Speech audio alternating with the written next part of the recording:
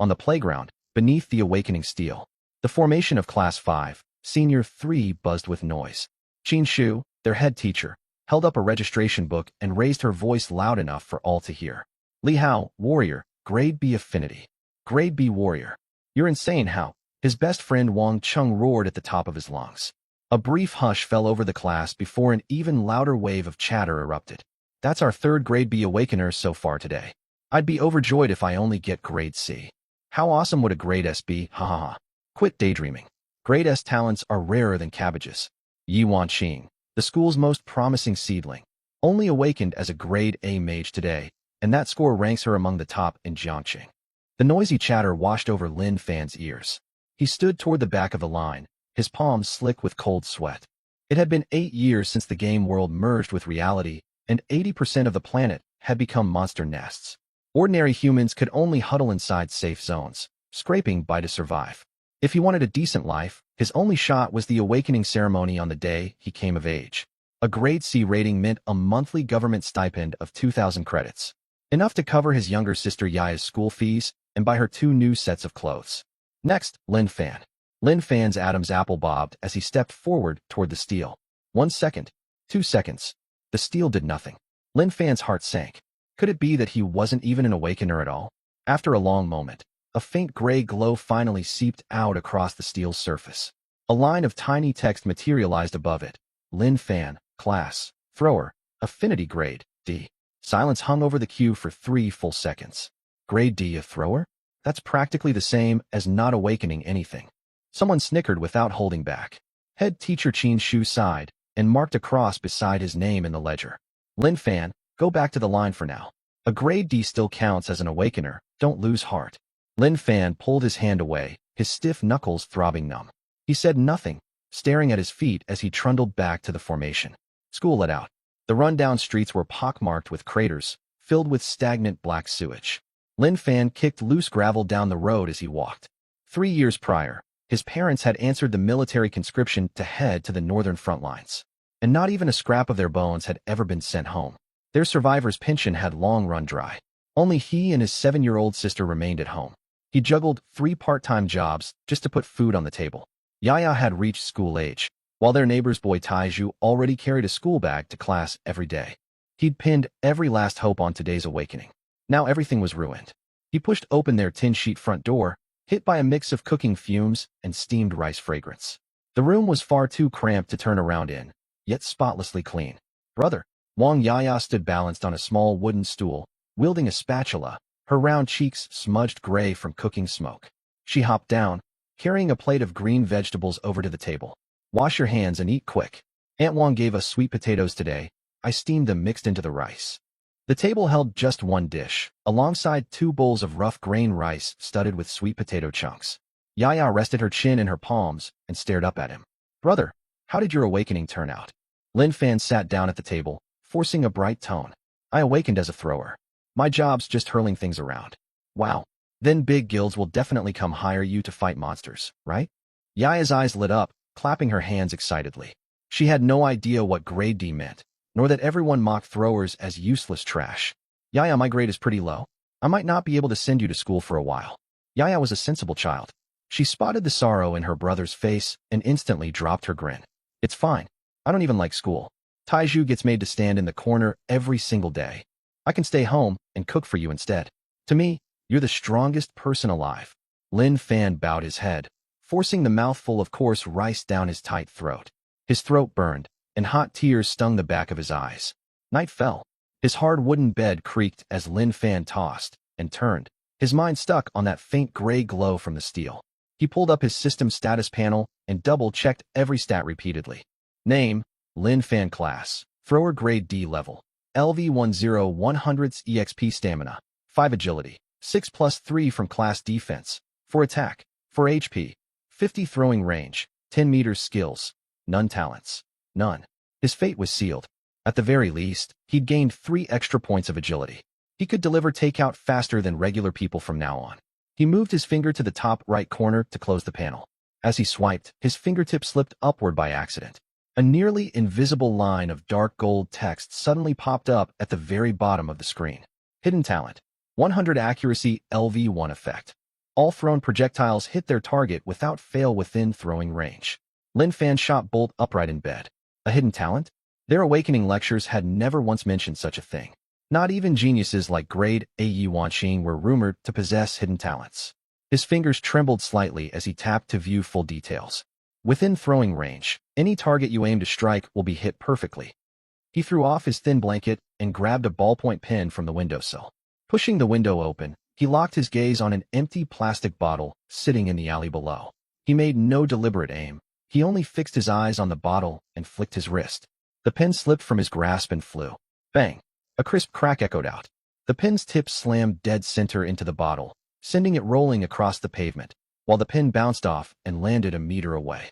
Lin Fan clung to the windowsill, staring rigidly at the 100 accuracy description. His knuckles whitened from how hard he squeezed the metal frame. A 10-meter throwing range, guaranteed hits every single time, no matter how fast or tiny the target was. This was only level 1. Once he hit level 10, level 20, his range would expand. This talent was utterly overpowered. No one could ever find out about this ability. He swung his legs over the bed, stepped out into the alley, and retrieved the pen and plastic bottle. A clear indentation left by the pen's tip marked the bottle's surface.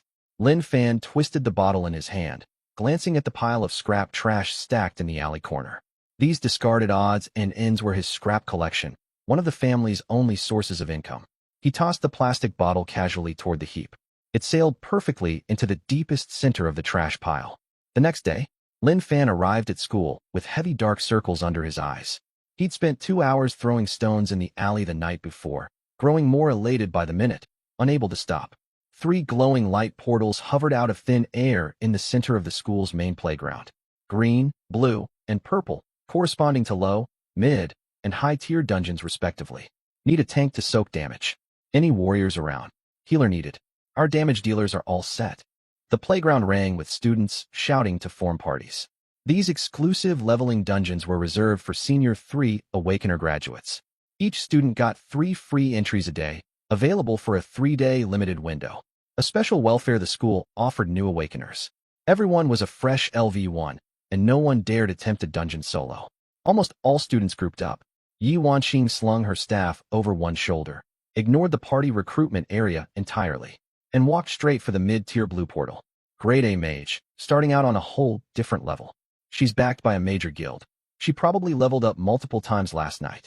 No surprise she can clear mid-tier dungeons alone. Lin Fan stood off to the side, completely ignored by everyone. That suited him just fine. He couldn't risk exposing his hidden talent, so solo runs were his only option. Qin Shu spotted Lin Fan standing alone and walked over to give him a few reminders. Stay alert once you're inside. Exit immediately if you hit danger. Don't push yourself too far. Understood. Thank you, teacher. Lin Fan cut through the crowd and headed for the far left green low-tier portal. Murmurs followed him from behind. A grade D going in all by himself? He's got guts, I'll give him that. The moment he stepped through the portal, all the playground's noise vanished completely. A vast stretch of black, desolate wasteland spread before him, waist-high weeds swaying wildly in the wind. Dungeon name, Mutated Farm. Lin Fan didn't rush forward. He opened the system shop and navigated to the throwing weapons category. Pig Iron Dart Common, +2 attack power. Price, 10 copper coins each ever since the game Reality Fusion. Game copper coins converted 1-to-1 with real-world currency automatically. He selected Pig Iron Darts and set the quantity to 20. Ding. His entire account balance hit 0. 2 weeks' worth of living expenses traded for a pouch of metal scraps. He stretched his wrists loose, pushed through the weeds, and ventured deeper into the farm. He hadn't walked far when rustling noises came from the underbrush. A half-meter-tall gray-furred rabbit burrowed at the dirt, its body packed with bulging muscle, blood-red eyes bulging out of its skull. Scan target mutated rabbit LV2 attack, 6 defense, 2 HP, 80. Lin Fan ran quick calculations in his head. Base attack 4, +2 from his darts equals total 6 damage per hit. Against the rabbit's 2 defense, each dart dealt 4 HP damage. 80 divided by 4 equals 20 hits required. He carried exactly 20 darts. He couldn't waste a single one. Under normal circumstances, a rookie would burn through 200 darts trying to hit a moving target. But he held 100 accuracy. Lin Fan planted his feet firmly. Distance, 10 meters. 20 pig iron darts materialized cold and metallic in his palms. He flicked his left wrist, followed instantly by his right. 2 darts flew simultaneously. The mutated rabbit panicked, kicking its hind legs hard to dart sideways 2 meters. Yet the two thrown darts twisted along an unnatural curve midair. As if guided by eyes, they arced to strike exactly where the rabbit would land. Squelch! Both darts buried themselves fully into its skull. 4. Red floating damage numbers popped upward. The mutated rabbit screeched, charging straight at him with bloodshot eyes, kicking up clouds of dirt as it ran. Lin Fan didn't take a single step backward. His hands blurred in constant motion, pulling dart after dart from his backpack and hurling them nonstop. 8 meters away. 5 meters. 3 meters. The rabbit zigzagged left and right, yet every dart curved to track its path. It leaped into the air, and the darts shot upward to follow. Whistling streaks of metal sliced through the air one after another in a continuous flurry. Every single dart locked onto its target, sinking into flesh and sending droplets of blood flying. He released his final dart. It nailed the rabbit dead center in its neck. The monster collapsed less than half a meter from his feet, its limbs twitching twice before its HP bar emptied completely. Mutated rabbit slain. EXP plus 20. A surge of satisfaction washed over him. All 20 darts lines the trail the rabbit had run along. Lin Fan knelt down and tapped the loot all button. Each flying dart dissolved into white light and teleported back into his backpack. He walked a few steps forward, tapped again. Sifted through weeds for a full minute, tapped once more. Killing the monster took a mere dozen seconds. Retrieving his darts dragged on for a minute and a half. He had no spare money to buy more weapons. Recycling was his only choice. He rubbed his aching lower back, stood up, and ventured deeper into the farm. Find monsters, throw darts, kill targets, run to collect weapons. Detailed, repetitive, no shortcuts to speed things up. But watching his EXP bar climb bit by bit made the sore back completely bearable. When the 5th mutated rabbit fell dead, Lin Fan knelt to tap the loot button once more. A flash of golden light washed over his body.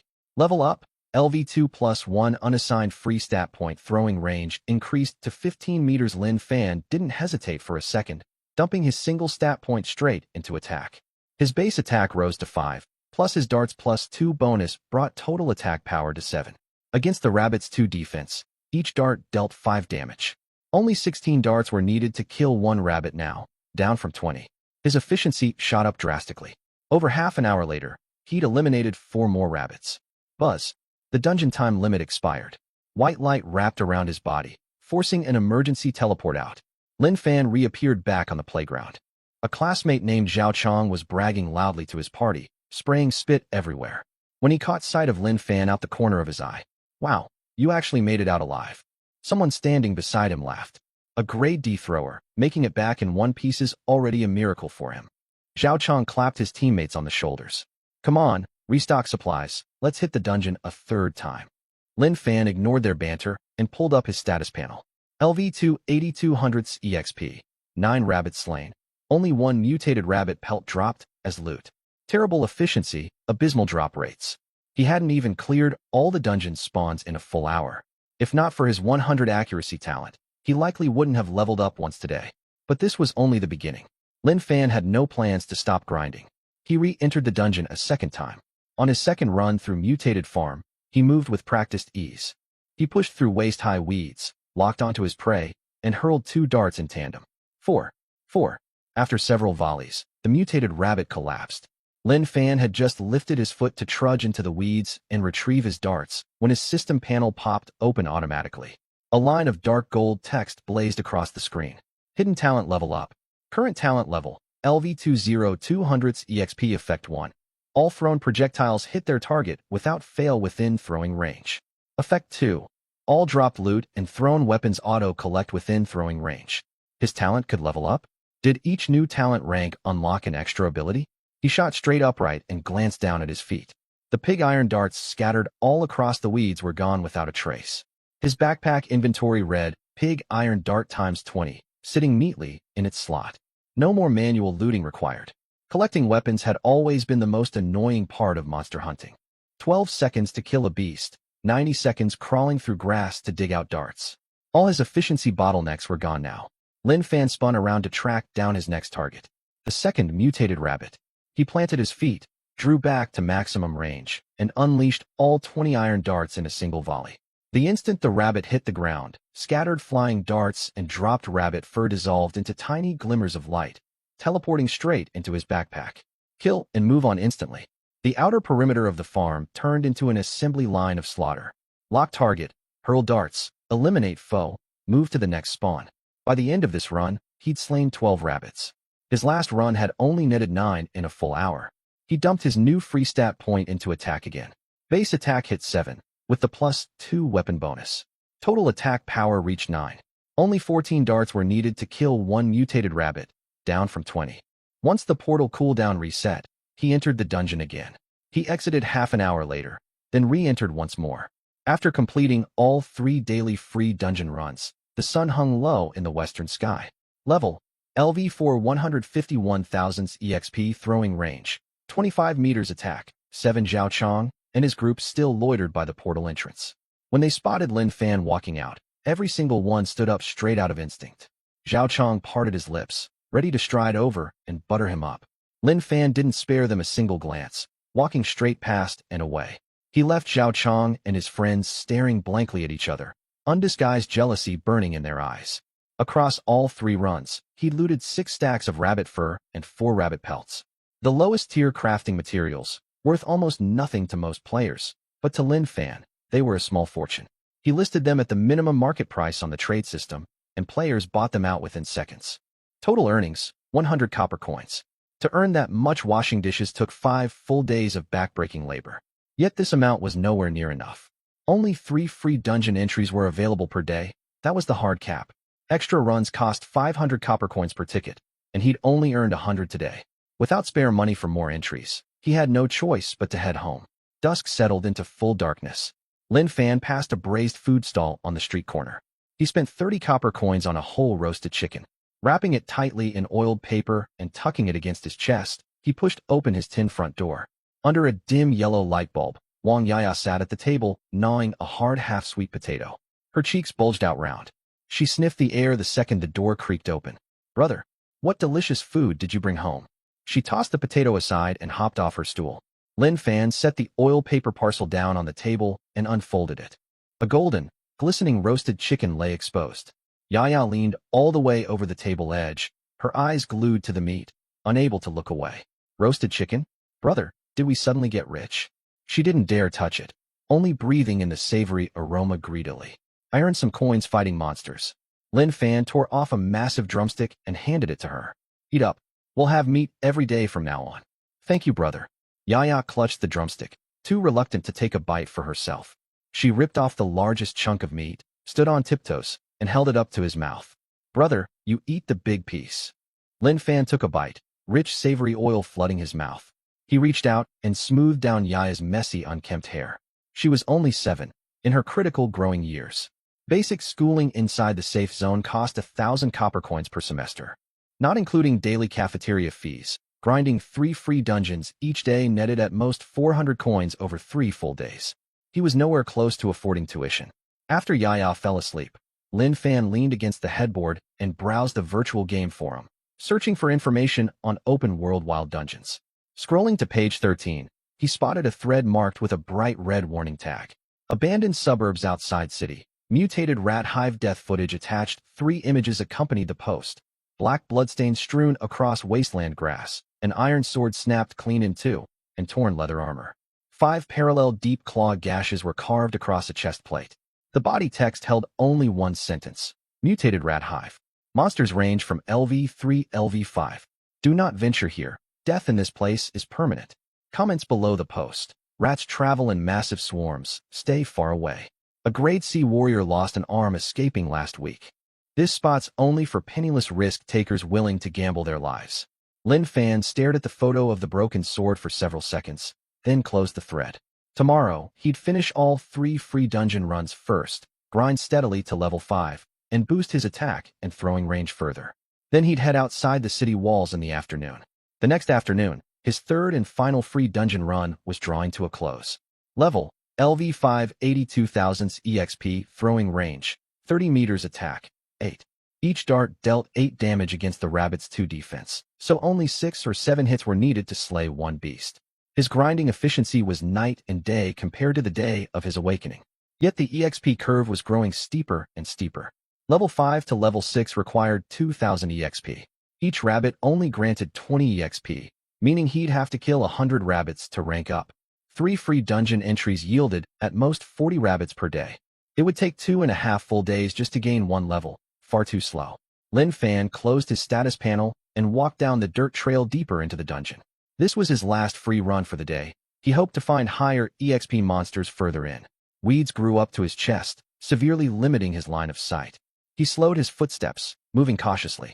A dull crash echoed from behind a dirt mound roughly 30 meters ahead. Not the soft rustling of rabbits. This sound was a violent impact. 2 wild trees as thick as human wrists snapped clean in half. Their canopies crashed into the weeds, sending swarms of insects buzzing into the air. A large dark shape burst out from behind the mound and crashed heavily onto the ground, shaking the earth beneath his feet. The creature rose to its full height. Dark crimson fur covered its bulging, misshapen muscles, its front claws glinting cold as forged iron.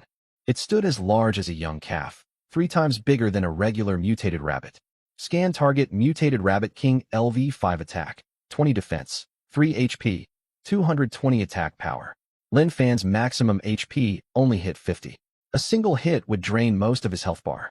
3 strikes would force an emergency teleport out and leave him inflicted with a 7-day debuff of extreme physical weakness. 7 full days without income. How would Yaya eat? On top of that, he'd waste his final run. He made the split-second decision to exit immediately. His finger brushed the edge of his system panel, tapping the confirm exit button without hesitation. Roar! The Rabbit King had spotted him. It slammed its front paws into the ground and launched its body straight at him. Its speed was twice that of an ordinary mutated rabbit. It was too late. Exiting required a 3-second cast time, and the beast wouldn't wait. Lin Fan pushed hard off his feet, sliding backward and sideways. The instant he put distance between them, his hands flew upward. 2 darts slipped free. They curved mid-air, doggedly tracking the Rabbit King's movement before burying themselves in its dark red fur. 7. Racked by pain, the Rabbit King's screech grew even more ferocious, and it sped up further. Leveraging his 30-meter throwing range, Lin Fan sprinted circles around the earthen mound. He pulled darts from his backpack and hurled them non-stop as he ran. Every dart ignored awkward angles and distance, sinking unerringly into the Rabbit King's body. 7. Strings of red damage numbers floated upward. The Rabbit King's torso bristled with iron darts, looking just like a hedgehog. Yet its health bar had only dropped to half, 60 out of 200 HP. He still needed another 60 damage points. Lin Fan flicked his right hand, but no dart flew out. He was out of ammo. All 20 iron pig darts had been fired. His backpack sat empty. He grasped at thin air, finding nothing. All 20 pig iron darts were embedded in the monster's flesh. Until the creature died, the darts were not classified as loot. His auto-loot talent would not activate. He was completely out of ammunition. The Rabbit King kept charging after him. Its bloodshot red eyes locked firmly onto his figure, and the scraping of its claws against the dirt drew closer by the second. To cast the dungeon exit spell, he had to stand motionless for 3 full seconds. There was no chance to pause with the beast closing in so fast. If he forced the cast, a single swipe of its claws would cut his HP in half, and 2 hits would kill him outright. Worse still, if he failed to retrieve the 20 darts, 200 copper coins would be wasted. Lin Fan's peripheral vision caught a slope covered in loose gravel beside the mound. Rocks. Stones counted as thrown projectiles too. He twisted sharply and sprinted toward the gravel slope. Lin Fan planted a foot on the slope. The terrain rose steeply beneath him, littered with stones of all sizes. One misstep, and he would slip and fall. He bent down and snatched 2 fist-sized rocks in each hand. Spinning around, he tossed both stones forward without bothering to aim. His hidden talent activated instantly. The 2 stones whistled through the air, bending sharply mid-flight, hurtling straight for the Rabbit King's skull. Smack! Smack! The stones slammed against its dark red pelt and shattered into fine dust on impact. 0 damage dealt. Stones were not classified as weapons and possessed no base attack power whatsoever. They could not even break the beast's fur, let alone pierce its 3 defense stat. The Rabbit King froze for half a second, a low growl rumbling in its throat. This human had stopped throwing hidden weapons and resorted to rocks. It scraped its claws violently against the ground, sending sprays of mud flying. Its massive body accelerated once more, moving 30% faster than before. It opened its blood-drenched jaws and pounced straight for Lin Fan. 9 meters. 7 meters. A putrid stench mixed with soil assailed his nostrils. He could deal no damage. His backpack was empty, and the monster drew nearer every heartbeat. Lin Fan scrambled backward as fast as he could. His mind raced a mile a minute. Rocks were useless against the Rabbit King and could not replace his darts. Lin Fan's gaze sharpened, locking onto one pig iron dart embedded halfway into the Rabbit King's left shoulder. Its metal handle stuck out exposed. What if he targeted the dart's handle? He skidded to an abrupt halt and scooped up 2 more stones from the ground. Come on! Gritting his teeth hard, he hurled his right-hand stone. It did not aim for the Rabbit King's head. Instead, it crashed dead center into the exposed metal handle of the embedded dart. Bang! The tremendous impact jolted the dart clean out of the monster's flesh. As the dart fell toward the ground, it dissolved into a wisp of white light and vanished instantly. Lin Fan's status panel trembled faintly at his wrist. Pig iron dart +1 it worked. Once the darts hit the ground, the system marked them as loot, triggering his automatic collection ability. The stone in his left hand flew immediately after. Bang! A second dart was knocked loose, falling and vanishing in a flash of white light. Returning to his backpack, he recovered 2 darts in an instant. Instead of retreating, Lin Fan advanced a step. He twisted both wrists simultaneously, hurling the 2 newly recovered darts once again. 2 streaks of dark metal sliced through the air, tracking the Rabbit King's every movement before slamming hard into its chest. 7. Screaming in agony, the Rabbit King's forward charge faltered. Seizing this brief opening, Lin Fan slid 2 steps back and grabbed a handful of loose gravel off the slope. He tossed the gravel to knock free more darts stuck in the Rabbit King's body. The darts hit the ground, teleported back to his inventory, and he hurled them right back to bury themselves in the beast's flesh once more. The gravel slope had become an infinite ammunition supply for him. 3rd round. 4th round. The Rabbit King was no fool. On his 5th cycle of retrieving darts, it suddenly changed course. Abandoning its pursuit of Lin Fan, it circled around the low embankment beside the gravel slope to cut off his escape route. The distance shrank to under 5 meters in the blink of an eye. Lin Fan had just grabbed a rock in his right hand to throw when his foot slipped. Loose gravel shifted under his feet, sending him stumbling backward 1 full step. The Rabbit King swiped a paw straight down at him, fetid wind washing over his face. He threw himself hard to the left, rolling across the rough ground. The beast's claw sliced through the air half an inch above his head, sending gravel spraying everywhere. It had missed him by barely half a body's width. As he rolled, he hurled the rock he clutched, striking the exposed metal handle of another dart embedded in the Rabbit King's chest. Bang! The dart bounced free, flickering white as it returned to his backpack. Lin Fan scrambled back to his feet, pulled the recovered dart from his inventory, and pushed off hard to create more distance before launching the dart. 7. 42 out of 200 HP. This dart buried itself deep in the joint of the Rabbit King's hind leg, drastically slowing its sprint speed. Lin Fan gritted his teeth and repeated the cycle relentlessly. Knock darts loose, retrieve them, hurl them. When the final 2 blood-stained pig iron darts pierced the Rabbit King's neck, the thick-skinned colossus stiffened completely. It stumbled forward 2 wobbly steps before crashing heavily into the tangled weeds. Its limbs twitched twice, then fell motionless. Mutated Rabbit King LV5 slain. EXP plus 200. Its corpse dissolved into white light and vanished, leaving 2 items behind on the dirt. A tiny blue treasure chest and fangs. White light flickered, and the chest, fangs, and all 20 pig iron darts were automatically deposited into his backpack. Lin Fan sank down onto the ground. Those 5 minutes of combat had drained him completely. He gasped for breath, not daring to linger any longer. He raised a finger and clicked to exit the dungeon. After teleporting back to the playground, Lin Fan walked behind a row of camphor trees lining the edge of the grounds. Squatting in a secluded corner, he pulled open his status panel. Name, Lin Fan. Class, Thrower grade D level. LV5 280/2000 EXP strength. 5 agility. 6+3 from class defense. 4 attack. 8 HP. 50 throwing range. 30 meters. Hidden talent. Perfect mechanism LV 298 out of 200 proficiency effect 1. All visible targets within throwing range are hit 100 of the time. Effect 2. All loot and thrown weapons within range are automatically collected. He only needed a little over 100 more proficiency points to reach talent level 3.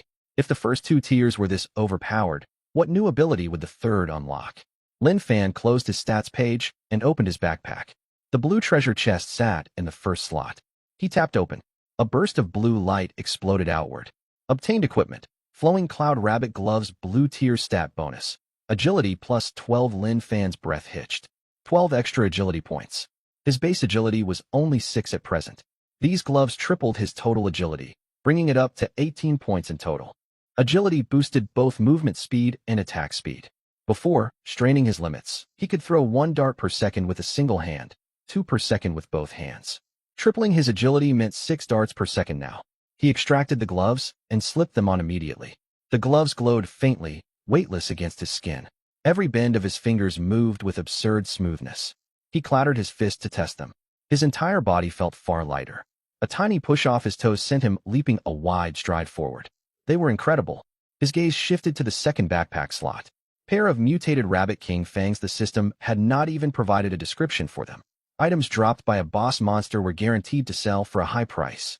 Instead of letting them take up inventory space, he would convert them to cash. Lin Fan opened the global chat channel, enabling anonymous mode, and sent a message. Anonymous player, 1 pair of mutated Rabbit King fangs. DM me with offers if interested. Less than 5 seconds after posting, his private message panel blew up. Buddy, I'll take the Rabbit King fangs for 300 copper coins. Trade right now. Brother, would you sell for 400? My class advancement quest requires this material. 500 copper coins, I beg you to sell them to me. I desperately need them to temper my weapon. No haggling, add me. 500 copper coins. Lin Fan did not hesitate and replied to the last sender. After deducting transaction fees, he gained 495 copper coins. Combined with the earnings from selling rabbit pelts and fur earlier, his total income for the day hit 680 copper coins. Lin Fan clenched his fist and closed the panel. He lifted his head to find dusk settling fast.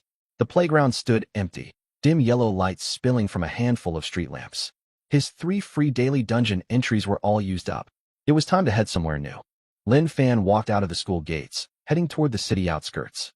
He had saved a screenshot of that warning forum post. A mutated rat den in the abandoned suburbs outside the city walls, teeming with monsters. Lin Fan scanned a shared blue bicycle and pedaled north along the crumbling roads. Over an hour later, he arrived at the abandoned outer suburbs. This place had once been a massive open-air football stadium built for professional matches. The main gate was long gone, and most of the spectator stands surrounding the field had collapsed, exposing bare steel and concrete.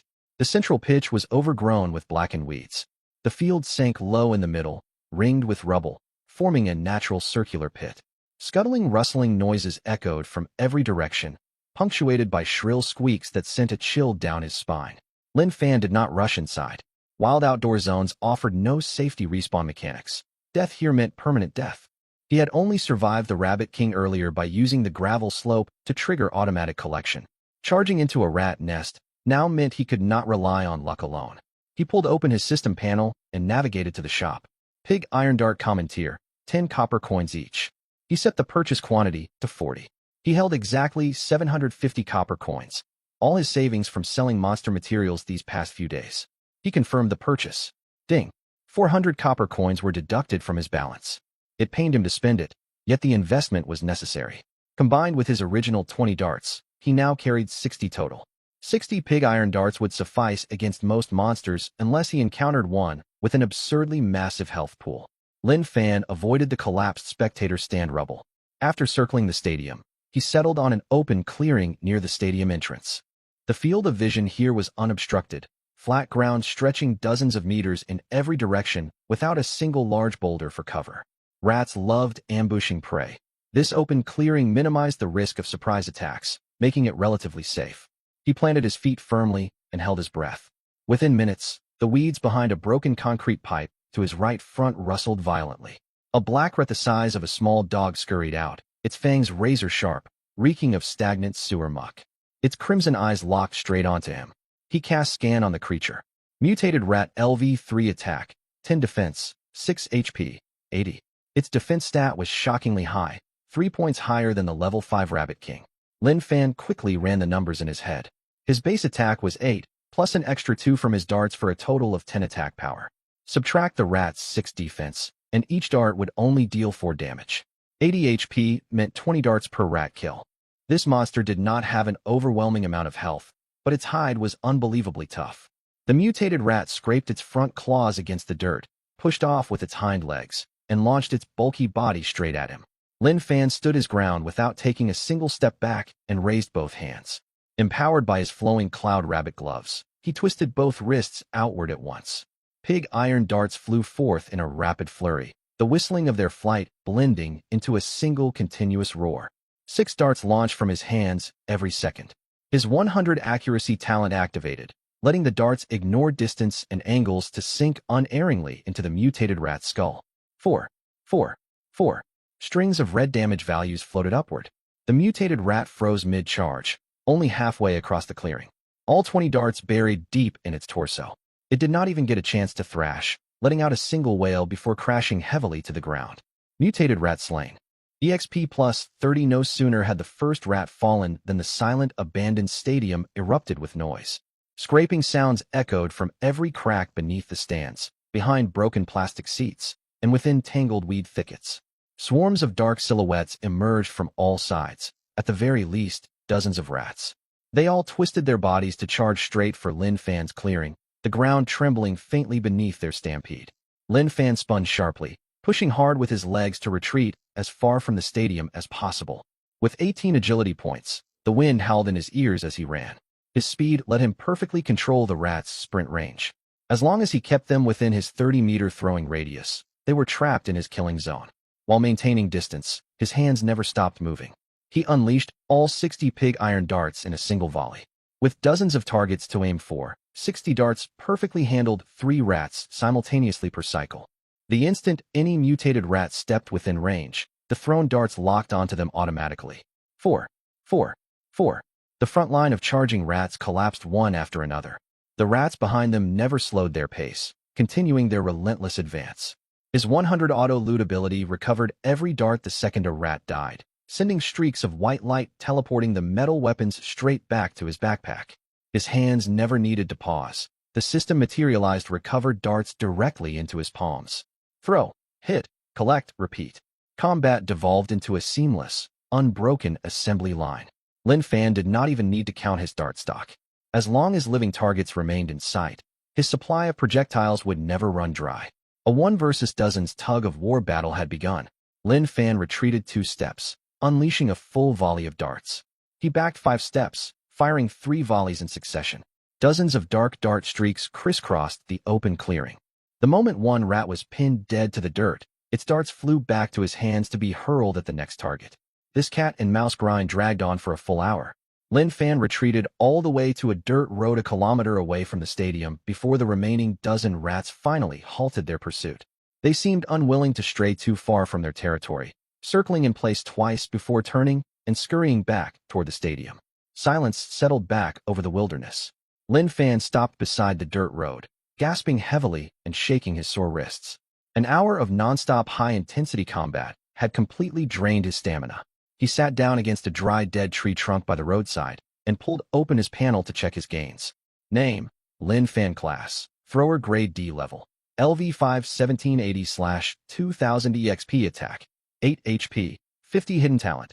Perfect mechanism LV 2 148 200s proficiency. He had killed a full 50 mutated rats. His EXP had surged by 1500, leaving him barely short of level 6. His hidden talent proficiency was only 52 points away from the next upgrade tier. His last talent unlock had granted full automatic loot collection. What new power awaited him this time? Lin Fan clenched his fist, his knuckles cracking softly. He opened his backpack inventory. Aside from the 60 pig iron darts that had teleported back automatically, 10 off white mutated rat fangs lay quietly in one slot. The drop rate was truly abysmal. Only 10 fangs from 50 rat kills. He opened the player trading market, searched the base price for similar monster materials, and listed his fangs immediately. Price, 30 copper coins per fang. He barely hit the confirm button before a system notification popped up less than 3 seconds later. Ding. Item successfully sold. 300 copper coins received after transaction fee deduction. Lin Fan slapped his thigh in surprise as he read the earnings alert. They had sold instantly. He had vastly underestimated market demand. He would set a higher price next time. He stood up and brushed dust off his trousers. He had earned more than enough for the day. Wild monster zones were an endless source of income. As long as he could sustain his stamina, he could camp out here for days and never worry about money again. He located the shared bicycle he'd left in a roadside ditch and scanned the code to unlock it. Lin Fan pedaled fast on the ride back. When he passed the Eastern City Market, he slammed on the brakes, stopping in front of a braised meat shop he had never dared even glance at before. He spent 30 copper coins to buy a full jean of steaming spiced beef. The fragrant meat aroma seeped through the oiled paper wrapping against his clothes. Yaya loved meat more than anything. In past years, she only got to taste a few slivers once a year during the Lunar New Year. Whenever they had any tasty food, the little girl always saved the best portions for him. Bringing an entire pack of beef home today would make her leap for joy around their tiny house. Lin Fan rode his bike with a light heart, a spark of hope burning bright inside his chest. Dawn had barely broken when Lin Fan arrived at the school playground. Today marked the final day of free dungeon access for Senior 3 students. He stroked his chin as he stood before the dungeon portals, briefly considering trying his luck in the mid-tier dungeon before dismissing the thought entirely. It was not worth the effort. Mid-tier dungeon monsters took ages to kill, granted barely more EXP, and rarely dropped sellable crafting materials. 2 resources were what he needed most right now: copper coins and hidden talent proficiency points. Having settled on his plan, he turned and stepped through the green low-tier light portal. Mutated farm. A 30-meter throwing range, 18 agility points, plus his flowing cloud rabbit gloves. Combat here was nothing like the grueling struggles of 2 days prior.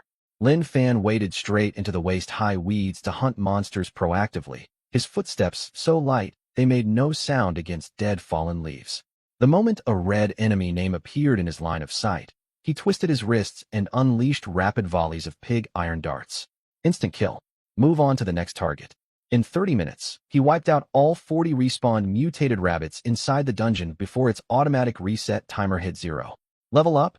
LV6580/4000 EXP as always. He poured his single free stat point into attack, raising his base attack to 9. He teleported out of the portal and immediately re-entered for his second free run. He only needed 12 more kills to level up his hidden talent. Lin Fan counted silently as he ran, ticking off a mental tally with every dart thrown. 7, 8, 9, 12. The final 2 darts buried themselves in the neck of a plump mutated rabbit. The second the beast collapsed, his system panel forced itself open, a line of dark gold text blazing dead center across his vision. Hidden talent level up.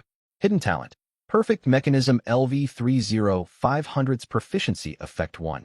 All thrown projectiles hit targets 100 within throwing range. Effect 2. All loot and thrown weapons within throwing range are automatically collected 100 of the time. Effect 3. All kills guarantee 100 item drops. Lin Fan's eyes flew wide, freezing rigidly in place. A guaranteed 100 drop rate on every kill?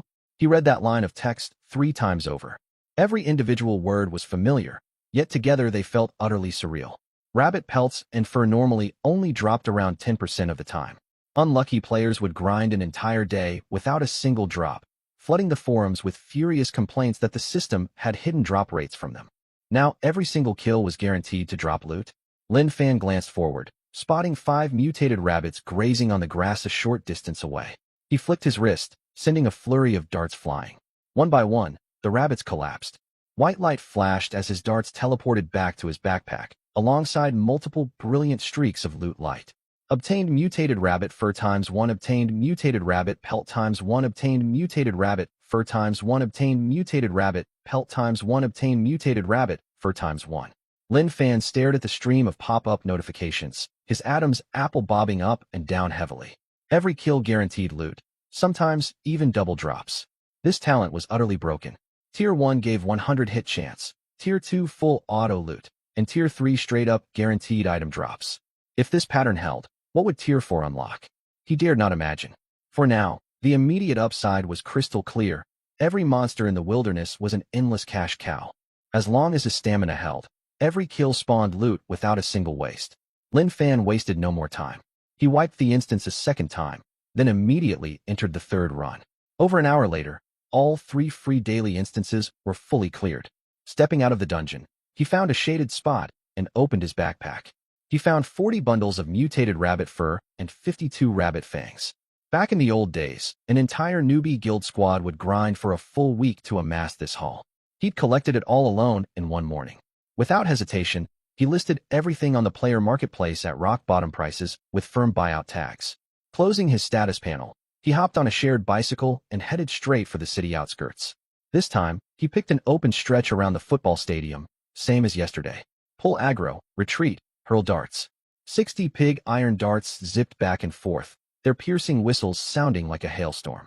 Squeals of mutated rats echoed non-stop as wave after wave charged straight into his attack radius. The difference now? Every rat that collapsed burst into a wisp of white light that teleported loot straight to his backpack. 2 hours of hit-and-run combat pushed his body to its absolute limit. He was soaked in sweat, his arms too heavy to lift, fingers trembling uncontrollably.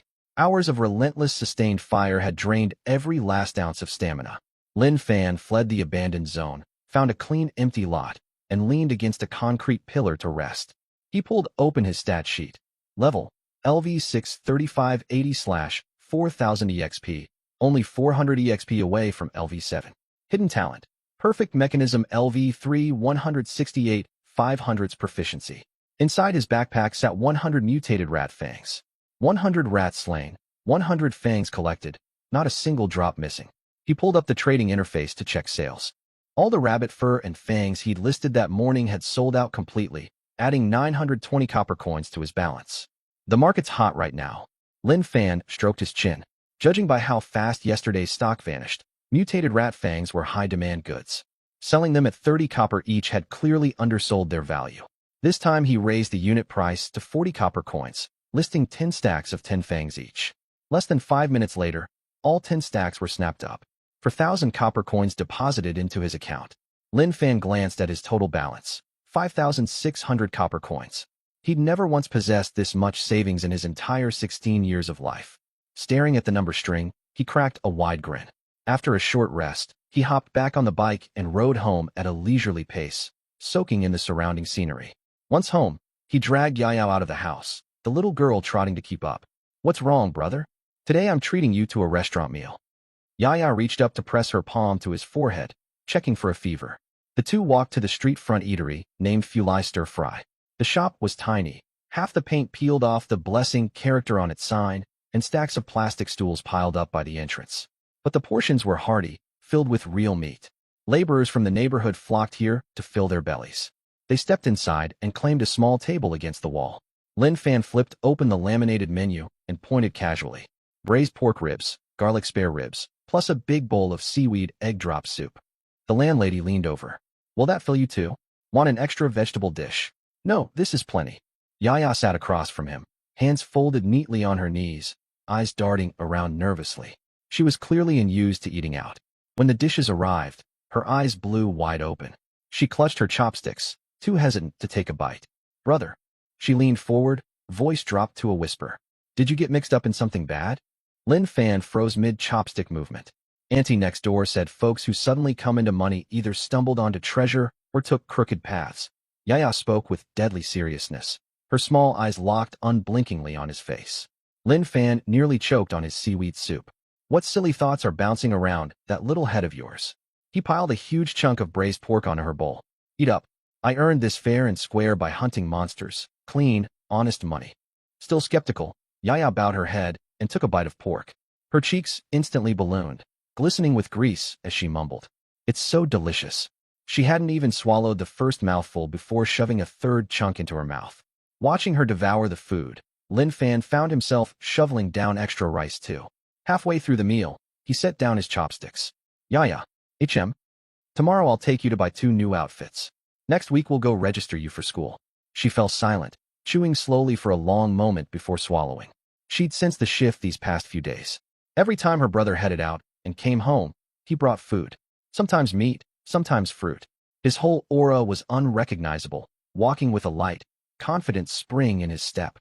She couldn't pinpoint exactly what had changed, but she knew for certain. Her brother had grown powerful. After a long pause, she lifted her grease-streaked small face, earnest. "I'll listen to whatever brother says." She hesitated, then added softly, "But please be careful when you go hunt monsters." "Relax, your brother's rock solid now." Lin Fan laughed and ruffled her hair roughly. "I'll outlive everyone else out there." Yaya squirmed and grimaced at his messy hair rubbing, wiped grease off her mouth with the back of her hand, then buried her face back in the plate of ribs. When it was time to pay, the landlady quoted the total, 48 copper coins. Cool night air swept the quiet, empty street as they walked hand in hand home. Yaya's mood was sky high, skipping along and stomping on their shadow silhouettes. "Brother, Can I get a dress for my new clothes? Sure thing. Can I also get new shoes?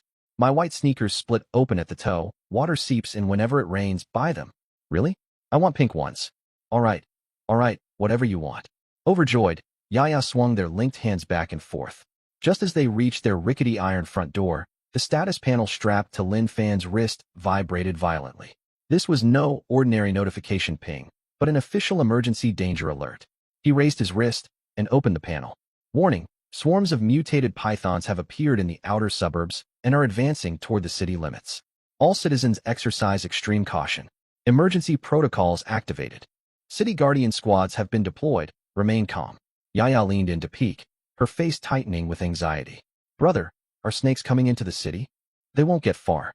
Lin Fan closed the panel and pushed the door open for her to enter first. This kind of breakout happens almost every month.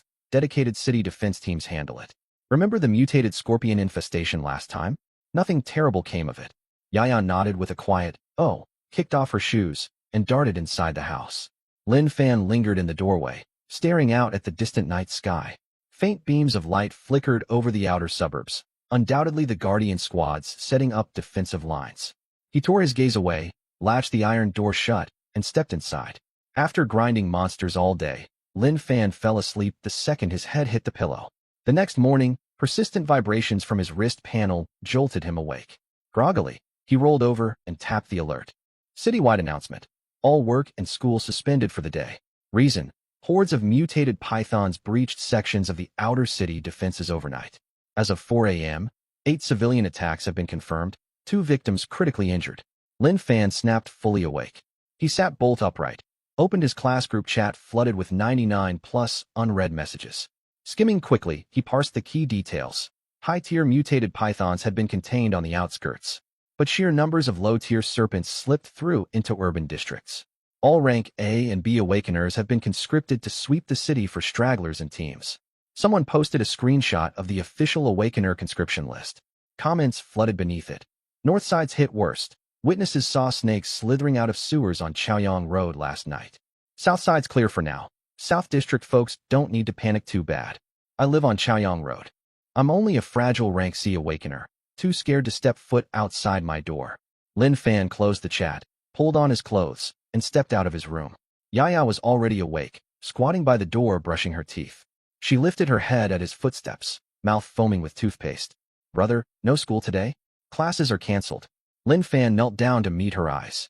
Yaya, I need to head out. Stay inside the house. Don't open the door for anyone, understand? Yaya Optical pulled her toothbrush out of her mouth.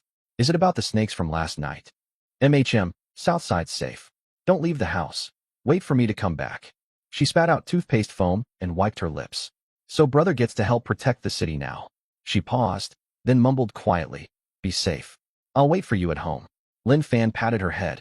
There's enough food in the fridge to last you all day. Remember, don't answer any knocks, no matter who claims to be outside. Yaya nodded, shoving her toothbrush back in her mouth to finish brushing. Lin Fan stepped outside, secured the iron door's latch firmly from the exterior, and set off. The South District streets were nearly deserted. Patrol vehicles cruised by occasionally, looping safety warnings over loudspeakers. Lin Fan unlocked a shared bicycle and rode straight north to the city's northern quarter. Chat messages mentioned mutated python sightings at Central Grant Park. Earlier Awakener search parties had combed the grounds with 0 results. The snakes were likely hiding during daylight hours. Snakes naturally gravitated toward dark, damp hiding spots. When he reached the park, the entire grounds stood empty, not a single person in sight. Lin Fan patrolled the perimeter, checking every bush, rubble pile, and sandpit. Nothing turned up. He stopped at the circular lake at the park center. The lake was small, 15 meters across at its widest point, over 2 meters deep at its lowest. The water's surface lay completely still. But if he were a snake hiding from daylight, this lake would be the perfect shelter. Other awakeners failed to spot them because they couldn't see beneath the water's surface. Yet his talent's description read, all thrown projectiles achieve 100 accuracy within throwing range. It never specified he needed line of sight to the target. It only stated within range. 2 meters underwater. Was that within his 30-meter throwing radius? Lin Fan pulled a handful of iron darts from his bag, weighing them in his palm. Only one way to test. He locked onto the target label Mutated Python. In his mind, flicked his wrist, and sent 6 darts slicing into the lake water. The instant the darts submerged, the lake exploded into churning white waves. Something massive thrashed violently beneath the surface, clouding the water with murky silt. Ding! EXP plus 10. Lin Fan froze for a split second. There really had been one down there. The darts auto-recalled, whistling back into his hands as system loot chimes chimed in his ears. He hadn't even glimpsed a single scale of the snake, yet it was already dead. That actually works? Lin Fan thought the mechanic absurd. Other awakeners scoured every inch of the park with nothing to show for it, while he tossed darts into the lake and instantly claimed a kill. He decided not to hold back. Opening the game shop, he bought a full 100 pig iron darts in one purchase, spending 1,000 copper coins. With guaranteed drop rates, every copper spent would quickly be recouped. Then he paced along the lake's shore, hurling volleys of darts every few steps. Submerge, turbulence, dart recall, loot collection. His wrists never paused, endless streaks of metal piercing the water as EXP numbers ticked non-stop. Occasionally, fetid water splashed onto the shore, carrying a thick reptilian stench. The entire time, he never laid eyes on a single python. Only his backpack steadily filling with dropped monster materials. After roughly an hour, no more waves stirred when he threw darts, and EXP gains halted entirely. Still cautious, he circled the full lake perimeter once more, firing a round of darts every 2 meters. The water was truly cleared, no serpents left hiding below. He rested on a lakeside pavilion bench and opened the group chat for live updates. Someone uploaded a photo. Yuanqing clearing pythons at Wild G Lake. The shot was taken at an awkward angle, but the tall, slender girl was visible gripping a spell staff against a vast stretch of lake water in the background. Comments flooded the thread. Sister Wanqing's insane. True rank A mage power. I'm so jealous. Wild G Lake's enormous. Can she clear it all alone? Anyone heading over to assist? It was just one photo of her holding a staff. Where did everyone get off calling her overpowered?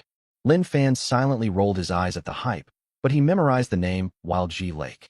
It sat midway through the northern quarter, a short ride from his current spot. Curious to witness a rank A mage's true strength, he resolved to head over. If stray snakes lingered there, it'd be free grinding material. 15 minutes later, Lin Fan arrived at Wild G Lake. It was leagues larger than the tiny park pond back south, a proper man-made reservoir stretching at least 300 or 400 meters wide. The far shore invisible to the naked eye. Hiding snakes in these depths would prove nearly impossible for standard hunters. He walked along the shore for 10 minutes before spotting a lone figure in the distance. A girl, standing with her back to the lake, a silvery gray spell staff gripped in her left hand. Status, LV8. Name, Yuanqing. Lin Fan didn't rush to approach, lingering 50 meters away to observe her combat style. Yuanqing fought with razor-sharp efficiency. A flick of her staff launched a fist-sized fireball streaking from the tip. 4 or 5 pythons poking out of the grass detonated on impact, their health bars sliced in half. She twisted her left wrist, shifting the staff's glow to pale, icy blue. A massive ice spike crashed down, instantly slaying all 5 serpents in one strike. Rank A Awakeners unlocked an extra skill slot compared to Rank B, and she'd clearly chosen Frost Magic as her secondary spell. Fireballs shredded monster armor, Frost spells delivered finishing blows, a textbook high-tier mage crowd control rotation. The last serpents along the bank fell. Yuanqing stowed her staff and turned, seemingly ready to sweep the next stretch of shoreline. The second she spun around, Lin Fan's gaze snapped to the lake's surface directly behind her. No ripples marred the water, but a dark, unnatural patch stained the surface, a unique water refraction camouflage exclusive to high-tier mutated beasts. Yuanqing had just unleashed 2 consecutive high-level spells, draining her mental energy into a brief recovery window. She hadn't detected the deadly threat lurking behind her. Lin Fan sprinted forward the moment the water erupted. A colossal mutated python, thick as 2 adults standing side by side, launched itself from the lake bed, sending a 3-meter plume of water surging skyward. Its jaws gaped wide, thick yellow-green venom dripping from the roots of its fangs. Level LV12. Yuanqing spun at the splash, but it was too late. The serpent's head sat less than 4 meters from her. At this range, a mage couldn't finish a spell cast in time. She instinctively dodged sideways, yet the snake struck far too fast to fully evade. Mid-sprint, Lin Fan unleashed a full volley of darts with both hands. 6 steel projectiles buried themselves dead center in the python's 2 eyes. 2, 2, 2, 2, 2, 2. The damage output was pitifully low, but the searing agony of steel piercing its eyeballs hit hard. The python's head jolted sharply, locked in a pain-induced stun. The venom it had charged misfired half a meter wide, the corrosive yellow-green acid splattering the pavement, melting a smoking crater into the stone slabs. Seizing the split-second opening, Yi Wanqing rolled backward, putting 10 meters of distance between them as she raised her staff high. Their eyes met for a fleeting moment. No unnecessary words exchanged. Yi Wanqing channeled light into her staff tip, unleashing a freeze spell straight at the serpent. Its lower body remained submerged in the lake as ice crept upward along its scales, trapping most of its torso rigid. The python thrashed its head wildly, darts still embedded in its blinded eyes, lashing venom blindly in every direction out of raw instinct. A stream of corrosive acid arced straight toward Lin Fan.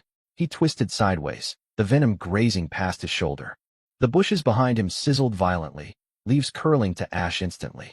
Lin Fan loosed another full dart volley, this time targeting only soft tissue inside the serpent's open maw. Soft palate, tongue root, throat lining, striking every vulnerable spot. The python writhed in unbearable agony, unable to clamp its jaws shut, thrashing so hard the ice encasing its body spiderwebbed with cracks. The ice won't hold much longer, Yi Wanqing shouted. She began channeling her second spell, a fireball fully charged, blazing fire erupting from her staff tip. She wove fire control with her left hand and frost with her right, launching 2 glowing orbs one after another straight down the python's gullet. Internal detonation. The serpent's neck bulged grotesquely, its skin stretching taut as a dull explosion rumbled from within its body. A second fireball followed seconds later, slamming dead center into the thin scales covering its belly. Boom. Shards of snake scale and ice shrapnel sprayed across the shore. The python's massive body convulsed once, then went limp, crashing back into the lake with a towering splash. A kill notification popped up midair. At the exact same instant, a wisp of white light streaked into Lin Fan's backpack. Yi Wanqing's attention remained fixed on the lake, completely oblivious to the loot transfer. She retracted her staff and walked toward him, peeling off a sleeve splattered with droplets of corrosive venom and tossing it aside with a frown. Thank you. Without that distraction, I'd be dead right now. Just passing by chance. Yi Wanqing sized him up. A mere rank D thrower, yet every dart landed with pinpoint precision, not a single millimeter of deviation. She chose not to press for details. This lake's massive, and snakes could be hiding in any shoreline brush. Clearing it alone will take forever. Care to team up? Her tone was casual, without a hint of condescension. Sure. They split off to sweep the shoreline from opposite directions. Low-tier pythons couldn't survive 2 consecutive spells from Yi Wanqing. Lin Fan's side was even more decisive. Many serpents died impaled on darts before they even surfaced from the weeds. Every kill sent a new material into Lin Fan's backpack. 2 hours later, the entire shoreline of Wild Ji Lake was fully purged of serpents. Yi Wanqing strapped her staff to her back and turned to face him. Your aim's far beyond what a rank D awakener should be capable of. I've just practiced a lot, plus luck's been on my side today. Yi Wanqing clearly didn't buy the excuse, but she dropped the subject. I'm part of the Dawn Guild. If you're interested, I can put in a referral for you. Pass. My low rank would only get me mocked by the other guild members. Yi Wanqing didn't push further. Suit yourself. Come find me anytime if you change your mind, or if you run into trouble. I owe you my life today. She sent a friend request through her status panel. Lin Fan tapped accept. I'm heading off. Yi Wanqing lifted a hand in farewell, walking north along the lake bank. After watching her vanish into the distance, Lin Fan refreshed the group chat.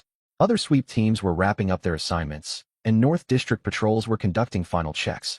No new python sightings reported. He spent another 2 hours crisscrossing the northern quarter. Public parks, irrigation canals, sewer entrances, abandoned construction yards. Not a single serpent remained. Dusk fell over the city. Lin Fan turned toward home, stopping at a convenience store to buy 2 cartons of milk and a loaf of bread. When he got home, Yaya was hunched over the table drawing. She lifted her head at the sound of the door opening. Brother, you're back. Did you get hurt? Nope. Your brother's really strong now. Those snakes couldn't even touch me. I knew my brother was the best. You must have killed tons of them. Lin Fan ruffled Yaya's hair without replying, kicked off his shoes, walked into the inner room, and shut the door behind him. He flopped onto the bed and opened his backpack.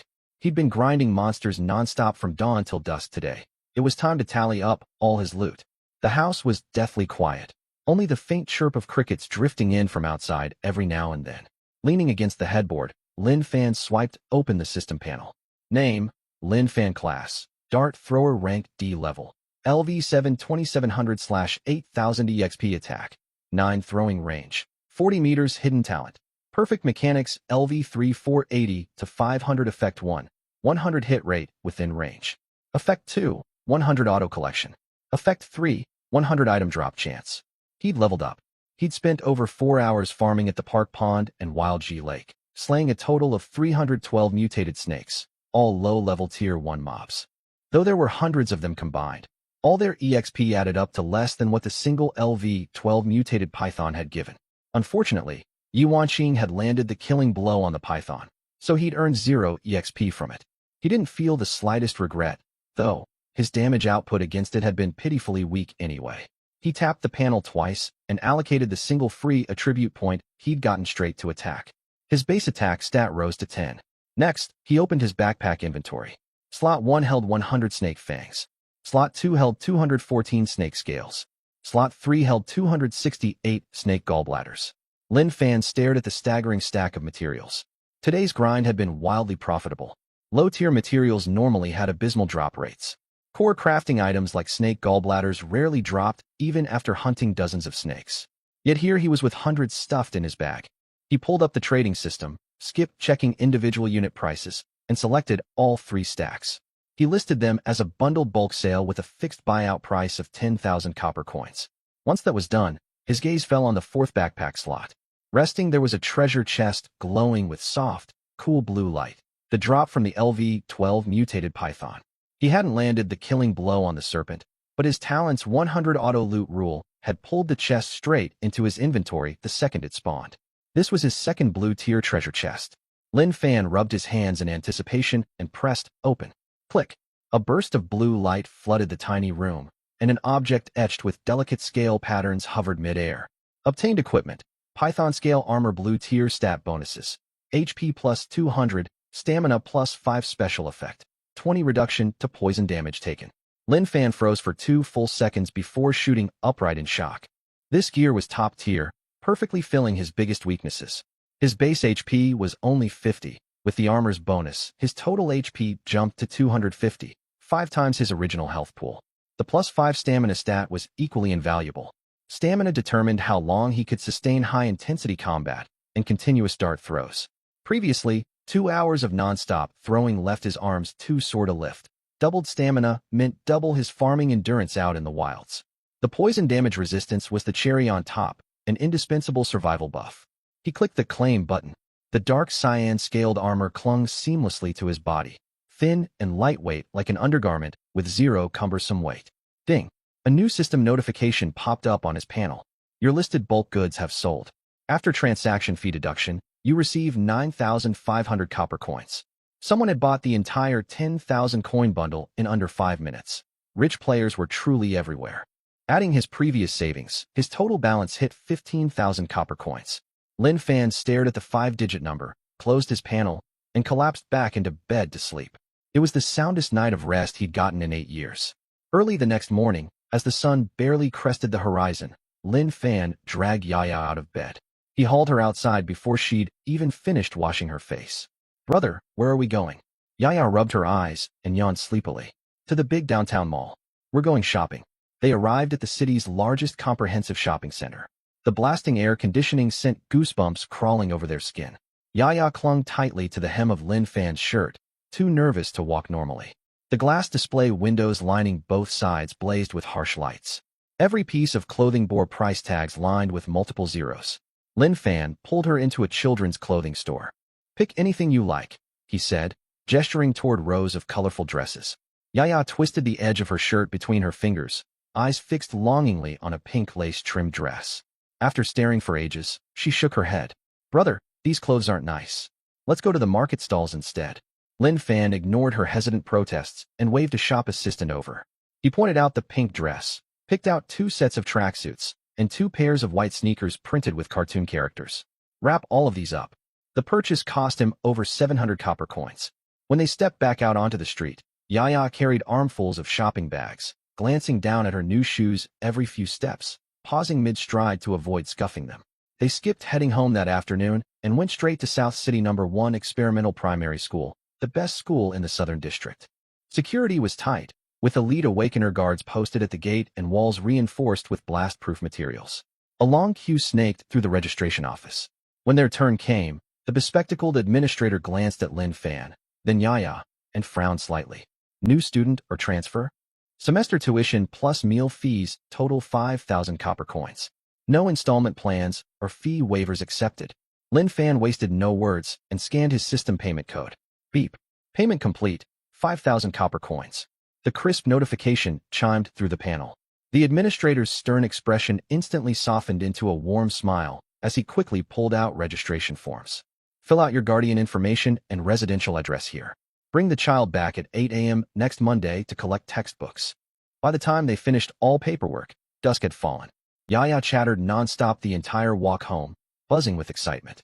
After dinner that night, Yaya knelt over the small desk in the inner room trying on her new clothes, while Lin Fan sat in the outer room shelling peanuts. Suddenly, his wrist panel vibrated violently, a message from the class group chat. Their head teacher Qin Shu had posted a highlighted urgent announcement, urgent conscription notice. Recently, mutated beast activity around the city has spiked sharply, with more frequent breaches of the outer city defenses. The City Defense Bureau has issued an emergency conscription order, calling all Awakeners to the northern front lines. This conscription is open to all classes and levels, with a 7-day deployment term. After 7 days, all volunteers will be split into squads and assigned to frontline defense zones. All students are expected to uphold their civic duty and sign up voluntarily to protect our city. The chat erupted into chaos the second the post went live. The northern front lines? Are you joking? That place is a meat grinder. Signing up is basically walking to our deaths. We were terrified just from the few snakes that slipped into the city last night. The front lines are swarming with monsters dozens of levels high. Am I, a mere LV3 healer, supposed to be their snack? Zhao Chong, weren't you bragging yesterday about wiping out mutated beasts? You signing up yet? Piss off. I'm my parents' only son. I plan to live a long life. Messages flooded the screen nonstop, nearly all filled with fear and hesitation. Lin Fan stared at the chat feed, tapping the edge of his panel absent-mindedly. The northern front lines. 3 years prior, his parents had answered the exact same conscription call and never come back. He knew far better than these students just how deadly that battlefield was, but things were different now. The snakes that broke through the city defenses the previous night were no random accident. The monsters were being pushed into tighter living spaces. If the city walls fell, nothing would save Yaya. He possessed overwhelming self-preservation power, bolstered by his absurdly broken talent. If he didn't hold the line at the front, their peaceful days would vanish sooner or later. Rather than wait for monsters to pour into the city and fight defensively, he would head north to farm them proactively. He made up his mind. He opened the conscription form that popped up on his system, typed in his name and class, and hit submit. 7 days remained until deployment. Lin Fan stared at the countdown timer in the corner of his panel. For these next 7 days, his only goal was simple: farm monsters, level up, repeat. Before dawn broke the next morning, Lin Fan headed out. He left breakfast simmering in the pot with a note on the table. Food's in the pot. Don't wander off after eating. His destination was the abandoned outer suburbs, the nesting grounds of mutated rats.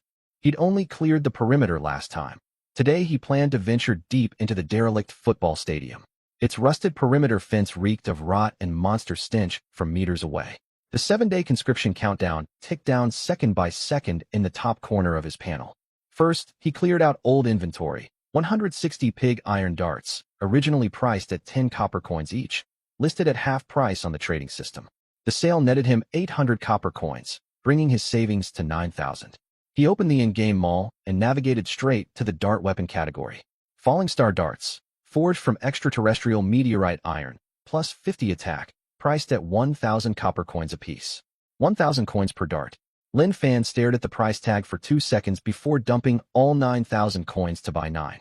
As someone who'd grown up penniless, spending his entire fortune stung at first, but once the purchase went through, he felt a weight lift off his chest. His base attack stood at 10, boosted by an extra 50 from the Falling Star darts for a total of 60 attack. LV3 mutated rats only had 80 HP. 2 darts would take each down.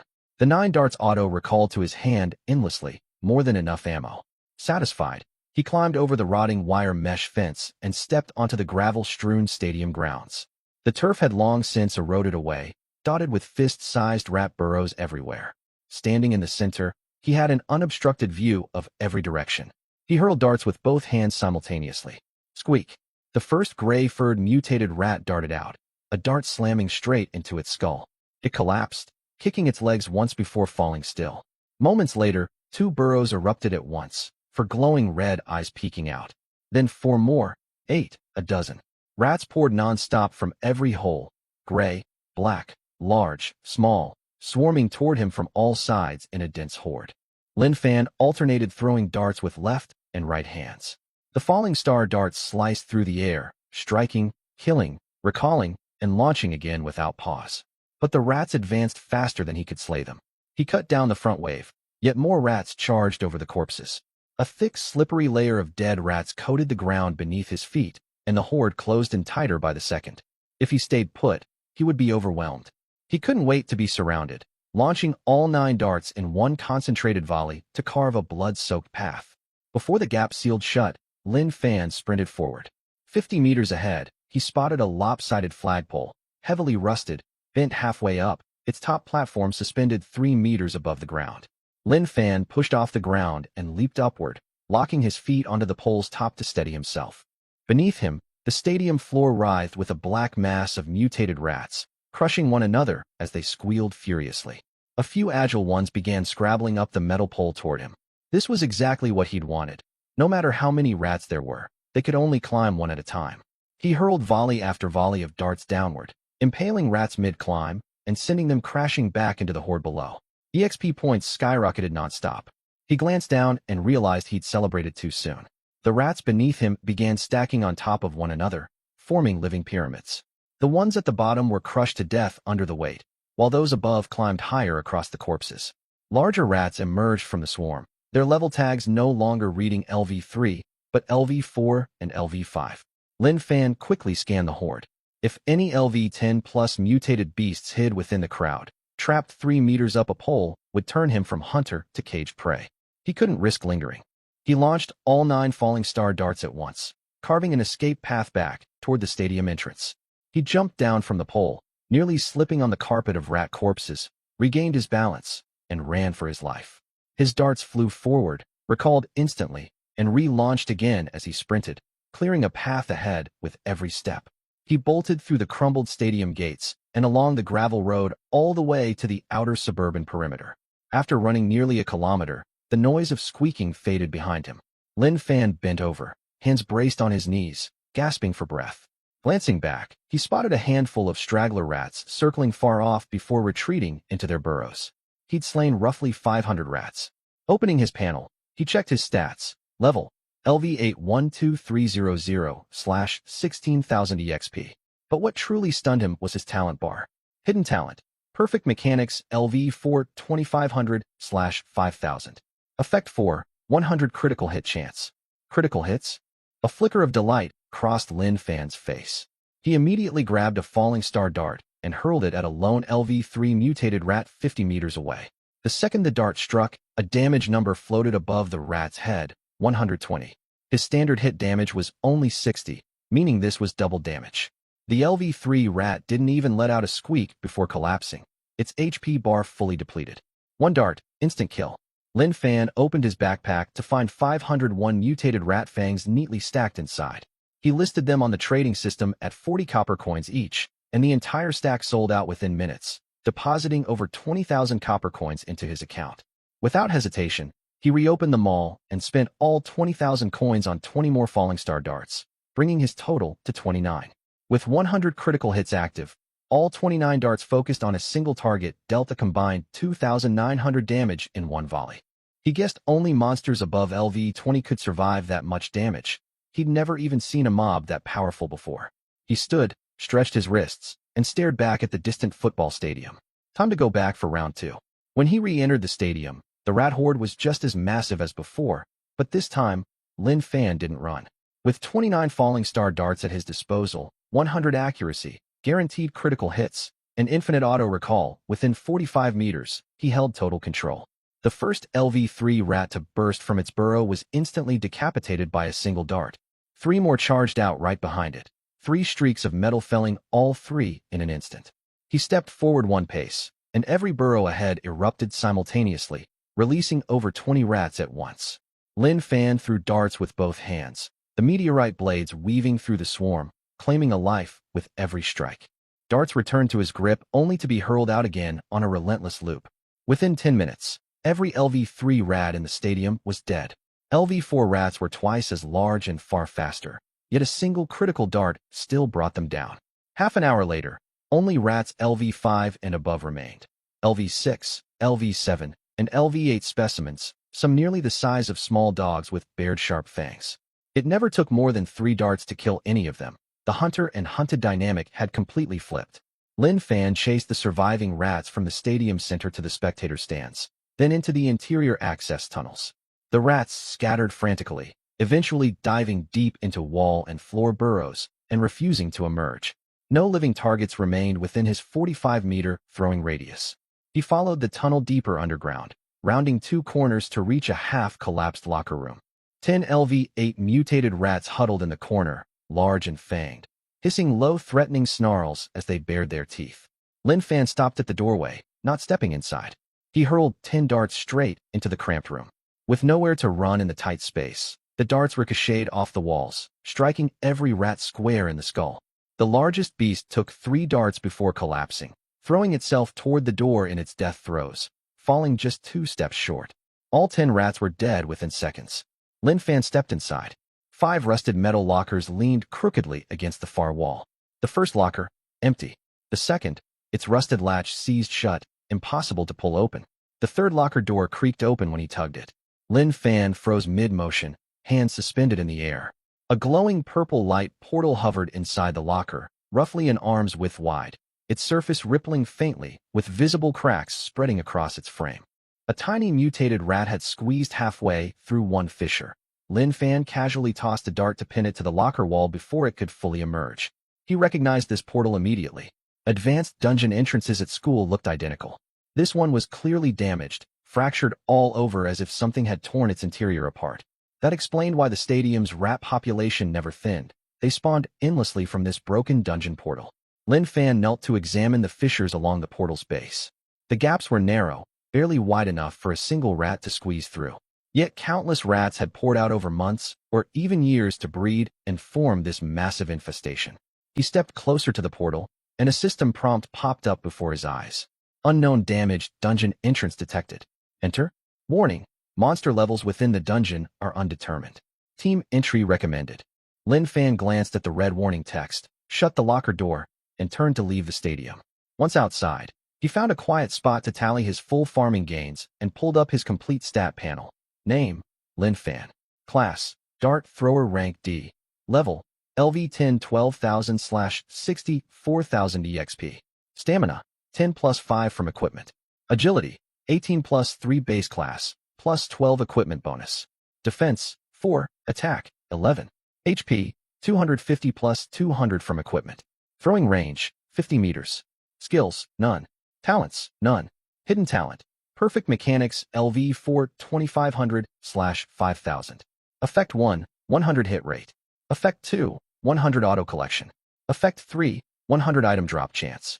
Effect 4, 100 critical hit chance. Every 10 levels granted an extra 10 free attribute points. He now held 12 unallocated points, all poured into attack, to raise his base to 23. Opening his backpack, he found 2,020 mutated rat fangs. He listed all of them on the trading system for 40 copper coins each, and the entire stock sold within minutes, depositing over 80,000 copper coins into his balance. Staring at the sum, he could barely believe his eyes. On the walk home, his mind kept drifting back to the purple light portal hidden in the locker room. What lay waiting inside that broken dungeon? With unknown monster levels, could there be beasts above LV20 lurking within? There was a high-level dungeon at school identical to this one, staffed by dedicated guards. Even if you got injured inside, you wouldn't truly die. He planned to check it out tomorrow. He needed to figure out what level of monsters lurked behind that portal first. The school playground was nearly empty in the early morning. Lin Fan stood before 3 glowing doorways, his gaze fixed on the purple-lit high-level dungeon entrance on the far right. He'd looked it up on the campus forum the night before. The school's high-tier instance was called Raging Bear Woods. It only spawned one type of monster, mutant gray bears, all level 15. They boasted devastating attack power, thick defenses, and massive HP pools. In past years, teams of Senior 3 students foolish enough to test their luck rarely escaped without getting teleported out before slaying a single bear. Single entry ticket cost 2,000 copper coins. A few days ago, he couldn't have scraped together that sum. Now he had nothing to worry about. The system deducted 2,000 copper coins. Lin Fan lifted his foot and stepped through the purple light gate. He found himself surrounded by dense red pine forest, its tree trunks incredibly thick. Dead branches and fallen leaves carpeted the ground, crunching under every step. He hadn't walked far when a massive grayish-brown bear rounded a tree trunk. It was the size of a small tank, standing a full 3 meters tall, only 20 meters away from him. He activated scan. Mutant Gray Bear LV-15, Attack, 100, Defense, 100, HP, 1,000. Lin Fan's eyes twitched. 100 defense points and 1,000 health points. Even with the damage bonus from his falling star darts, his total attack barely topped 70. Without his 100 critical hit talent, his darts would barely scratch its tough hide, unable to pierce its armor at all. The mutant gray bear spotted him and let out a thunderous roar, charging forward on all fours. The tremors sent leaves showering down from the trees. Yet its speed left much to be desired, not nearly as agile as the mutant rats he'd fought before. Slow, cumbersome targets like this posed zero risk to him. His flowing cloud rabbit gloves flickered faintly. Lin Fan hurled darts with both hands, the falling star projectiles screaming through the air. Squelch! The steel dart buried itself deep in the bear's fur, a bright red damage value floating up, 46. The critical hit doubled his damage, finally breaking through its 100-point armor. The bear howled in agony, yet the blow was negligible against its 1,000 HP. It kept charging straight at him. Lin Fan slid backward and sideways, using pine stumps to widen the gap between them. His hands blurred as he unleashed a relentless volley of darts. Dark streaks of metal wove unbroken lines across the clearing. 22 falling star darts buried themselves solidly into the beast's body. The mutant gray bear stumbled forward a dozen meters before its colossal frame crashed to the ground, kicking up a cloud of dust. Mutant gray bear slain. EXP plus 150. His first target down. As long as he kept space to maneuver, this was child's play. Lin Fan steadied his breathing and ventured deeper into the pine forest, beginning an uninterrupted slaughter. Half an hour later, a blanket of white light wrapped around Lin Fan. Time was up, and he was forcibly teleported out of the dungeon. He tallied his loot by the playground edge. In 30 minutes, he'd wiped out all 50 bears inside, gaining a total of 7,500 EXP. Opening his backpack, 50 bears had dropped 30 bear gallbladders, 46 bear pelts, and 24 bear bones, all highly sought materials. Lin Fan listed everything as a bundled bulk sale on the trading system. In less than a minute, another player bought the entire stack for a buyout price of 15,000 copper coins. Subtracting the 2,000 coin entry fee, he'd netted 13,000 coins in just half an hour. Making money had never been this fast or effortless. Without pausing to catch his breath, Lin Fan paid the ticket fee once more and stepped back through the purple portal. Slay all bears. Exit, sell materials. Repeat. Second run, third run. By the 10th time he was teleported out, Lin Fan slumped onto the playground steps, too drained to lift a single finger. His stamina had hit rock bottom, his shirt soaked through with sweat and plastered to his back. Yet one glance at his system panel washed all weariness away. Level up, LV11, total balance, 128,000 copper coins. This was a fortune the average citizen would take years to amass. That afternoon, Lin Fan showered and changed into clean clothes. Taking all his savings, he headed to the South City Commercial Bank to open a deposit card. At the counter, he transferred 100,000 copper coins directly onto the card. He set the passcode as Yaya's birthday. The thin plastic card felt surprisingly heavy. Instead of heading straight home after leaving the bank, he detoured to Aunt Wong's house at the end of the street. Aunt Wong was a widow who scraped by running a breakfast stall at the street corner. After his parents passed away years ago, Lin Fan and Yaya would have frozen to death that winter without her constant bowls of hot soup and steamed buns. Her tin front door stood ajar. Lin Fan pushed it open and stepped inside. The yard was small, stacked with honeycomb coal bricks and sacks of flour. Aunt Wong, apron tied around her waist, carried a basin of washed vegetables out from the kitchen. Spotting Lin Fan, she wiped her hands on her apron and smiled. Lindsay, home from school early? Bring Yaya over for dinner tonight. I just bought a slab of pork. Lin Fan ignored her invitation. He walked over, pulled the brand new bank card from his pocket, and set it on the concrete yard table. Aunt, I have to leave town for a long trip soon. I don't feel safe leaving Yaya alone at home, so I'm hoping you can look after her for a while. Aunt Wong froze, glancing at the card on the table. A long trip? Where are you going? You haven't even finished your senior 3 year. Lin Fan paused, keeping his tone calm and steady. I signed up for the government's defense conscription. I leave for the northern front lines in a few days. I don't know when I'll be back, or if I'll come back at all. Shock flooded Aunt Wong's face. Have you lost your mind? Don't you remember how your parents died? You're still just a kid, only a D-rank awakener. What business do you have? The defensive lines are crumbling. Mutant beasts have already broken into the city. Hiding back here will only get us killed sooner or later. If I fight on the front, I might stand a fighting chance. Lin Fan met her eyes. I've set all the money aside. This card holds 100,000 coins for Yaya's school fees and future expenses. The passcode is her birthday. On top of that, I'll transfer 10,000 coins to your account every month as payment for taking care of her. Take this money back right now. Aunt Wong grew flustered, shoving the card back toward him. I don't want a single copper of yours. I've long thought of Yaya as my own daughter. If you insist on leaving, I'll watch over her free of charge. Aunt. Lin Fan pressed the card firmly back into her palm. If you refuse this, I'll have no choice but to take her to the front lines with me. Besides, your roof leaked all last year and you never fixed it. Use this money to repair the house first. And keep the rest for groceries. I won't be able to leave with peace of mind if you turn it down. He grabbed Aunt Wong's phone, scanned the payment QR code taped to the wall, and transferred 15,000 coins instantly. 10,000 is this month's care fee, 5,000 for roof repairs. I'll send the rest monthly. The payment alert chimed. Aunt Wong stared at the number on her phone, then at Lin Fan's unyielding expression, her eyes growing watery. She let out a long sigh and stopped arguing at last. You've always been such a stubborn boy. Fine, I'll look after Yaya. Even if you never come back, I'll make sure she always has food on the table. Be careful out there, your life matters most. I will. Lin Fan exhaled in relief, his biggest worry settled. That evening, Lin Fan fetched Yaya and they ate dinner at Aunt Wong's house. Yaya was completely at ease here, eating until her mouth glistened with grease. She had no idea Lin Fan was bound for the front lines, chattering nonstop to Aunt Wong about everything she'd seen at her new school, thinking this was just a casual visit. They headed home after the meal. A dim yellow light bulb lit the tiny house. Yaya ran to the back room to flip through her picture books. Lin Fan leaned against the bed frame in the outer room, staring at the bright red countdown timer in the corner of his system panel. 5 days remaining until deployment to the northern front lines. Before he left, he needed to boost his strength drastically. Level was one factor, but far more critical was the proficiency of his hidden talent. Hidden talent. Perfect mechanics LV4 3000/5000. He needed 2,000 more kills to level it up.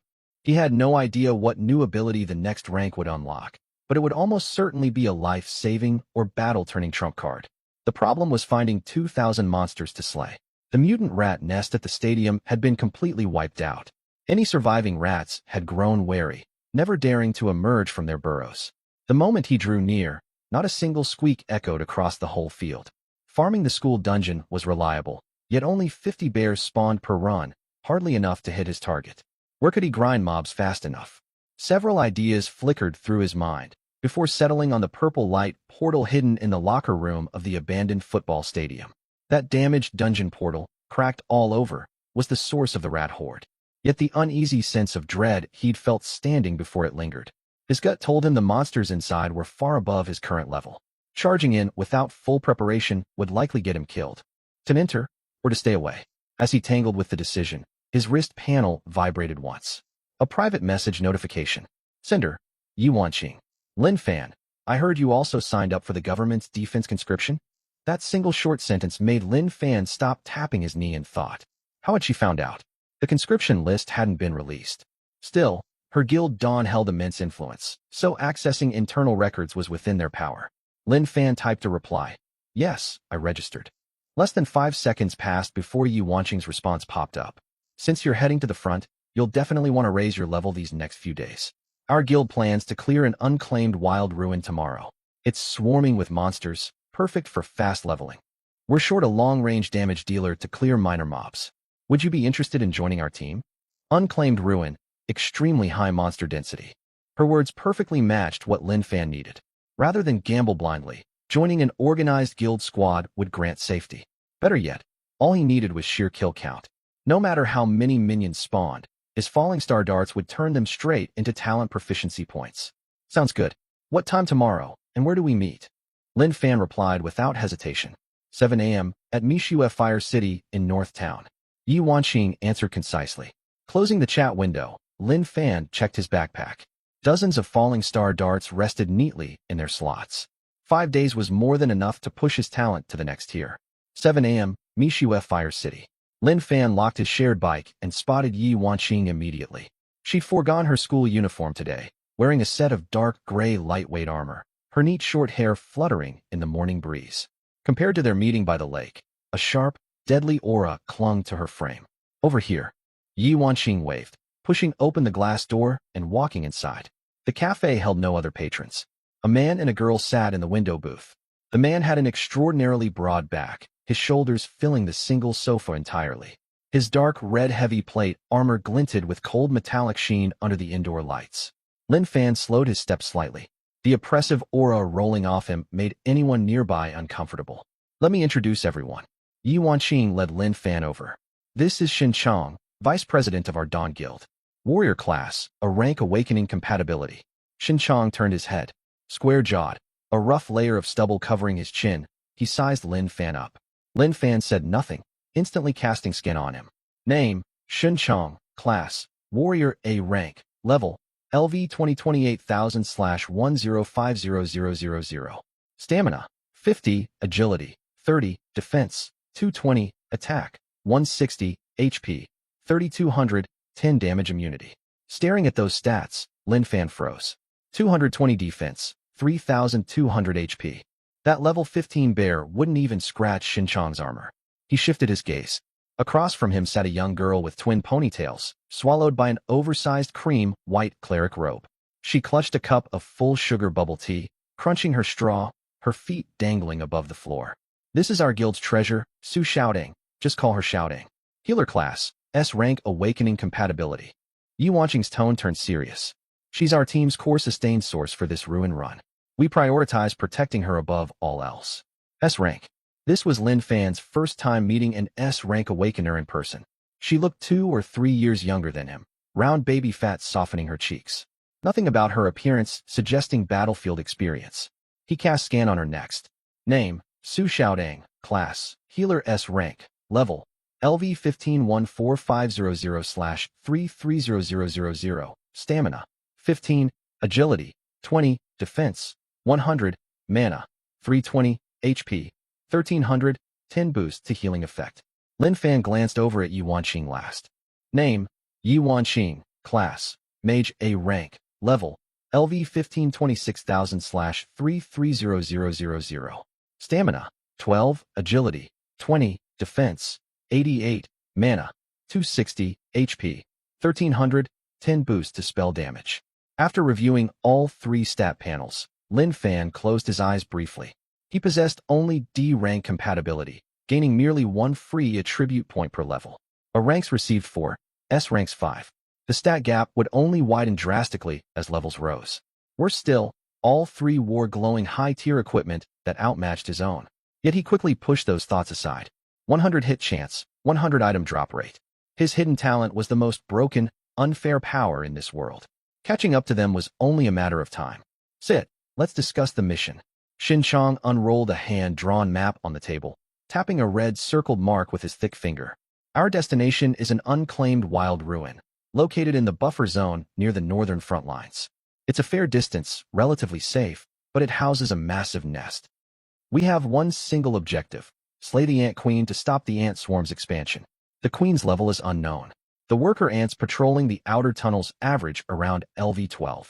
He swept his gaze across the 3 other team members. 4 of us, safety our top priority at all times. If anything goes wrong inside the ruin, we evacuate immediately. No one chases kills recklessly. Finishing his speech, Xin Chang pushed back his chair and walked over to Lin Fan. His gauntlet palm clapped Lin Fan's shoulders twice, the weight heavy enough to stagger him slightly. Wanqing spoke highly of you before we met, said you'd be useful. I scanned your stats just now, and your numbers are admittedly subpar. His voice remained level. But you're part of our squad now. Stick close behind me and stand beside Xiaoding once we enter the ruin. Focus on staying alive before you worry about dealing damage. Attack when you can, don't push your limits if things turn ugly. Su Xiaoding lifted her head then, straw still clamped between her lips, mumbling from behind her milk tea cup. "Brother Chong, don't scare him. I'll keep healing him." Shin Chong ignored her. The four stepped outside the cafe. A heavily modified military Hummer SUV waited by the curb, its chassis raised extremely high. Two-finger-thick bulletproof windows and spike-covered steel bumpers welded to the front grille for collision protection. Shin Chong took the wheel. The off-roader rumbled with a deep growl, heading straight for the northern wilderness. More than 3 hours later, the landscape had transformed entirely. Asphalt highways lay shattered, split open by dark purple mutant thorns bursting up from underground. Abandoned buildings stood half-collapsed, twisted tree trunks corroded to rusted iron hues. The borders of human safe zones were far behind them now. The Hummer stalled before a steep hillside blanketed in giant boulders. "The road ends here. Grab your gear. We've got a half-hour mountain hike ahead." Shin Chong hauled an absurdly large black tower shield from the trunk and strapped it to his back, hefting a massive battle axe in one hand. Su Xiaodang brushed snack crumbs off her palms, drawing her staff. Positioning herself obediently at Shin Chong's right side, Yi Wanqing retrieved her mage staff to cover the rear of the group. Lin Fan walked in the middle of the squad, speaking barely a word the whole way. Wind was blocked by rock cliffs. The only sound echoing was their footsteps. After passing through the narrowest stretch of jagged stone boulders, the view suddenly opened wide. At the far end of the plain loomed a gigantic earthen mound, 30 meters tall, sprawling across land. Its outer shell was a deep crimson, dotted with hundreds of irregular holes. The mud walls, mixed with ant colony secretions, had dried rock hard enough to chip steel blades upon impact.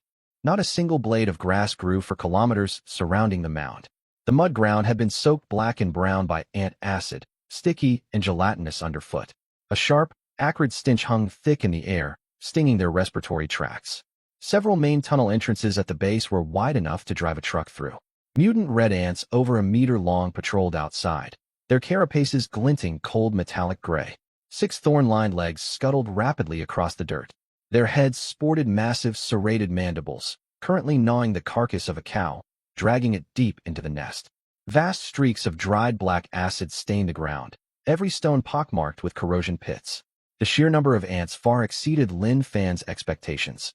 He checked his system panel and saw over 100 worker ants visible within scanning range alone, with hundreds more lurking inside the earthen mound.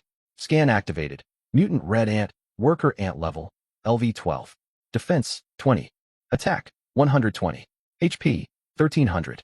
Calculating based on its HP and defense stats, it would take 12 darts to kill a single ant. He could only take down one monster every 2 seconds.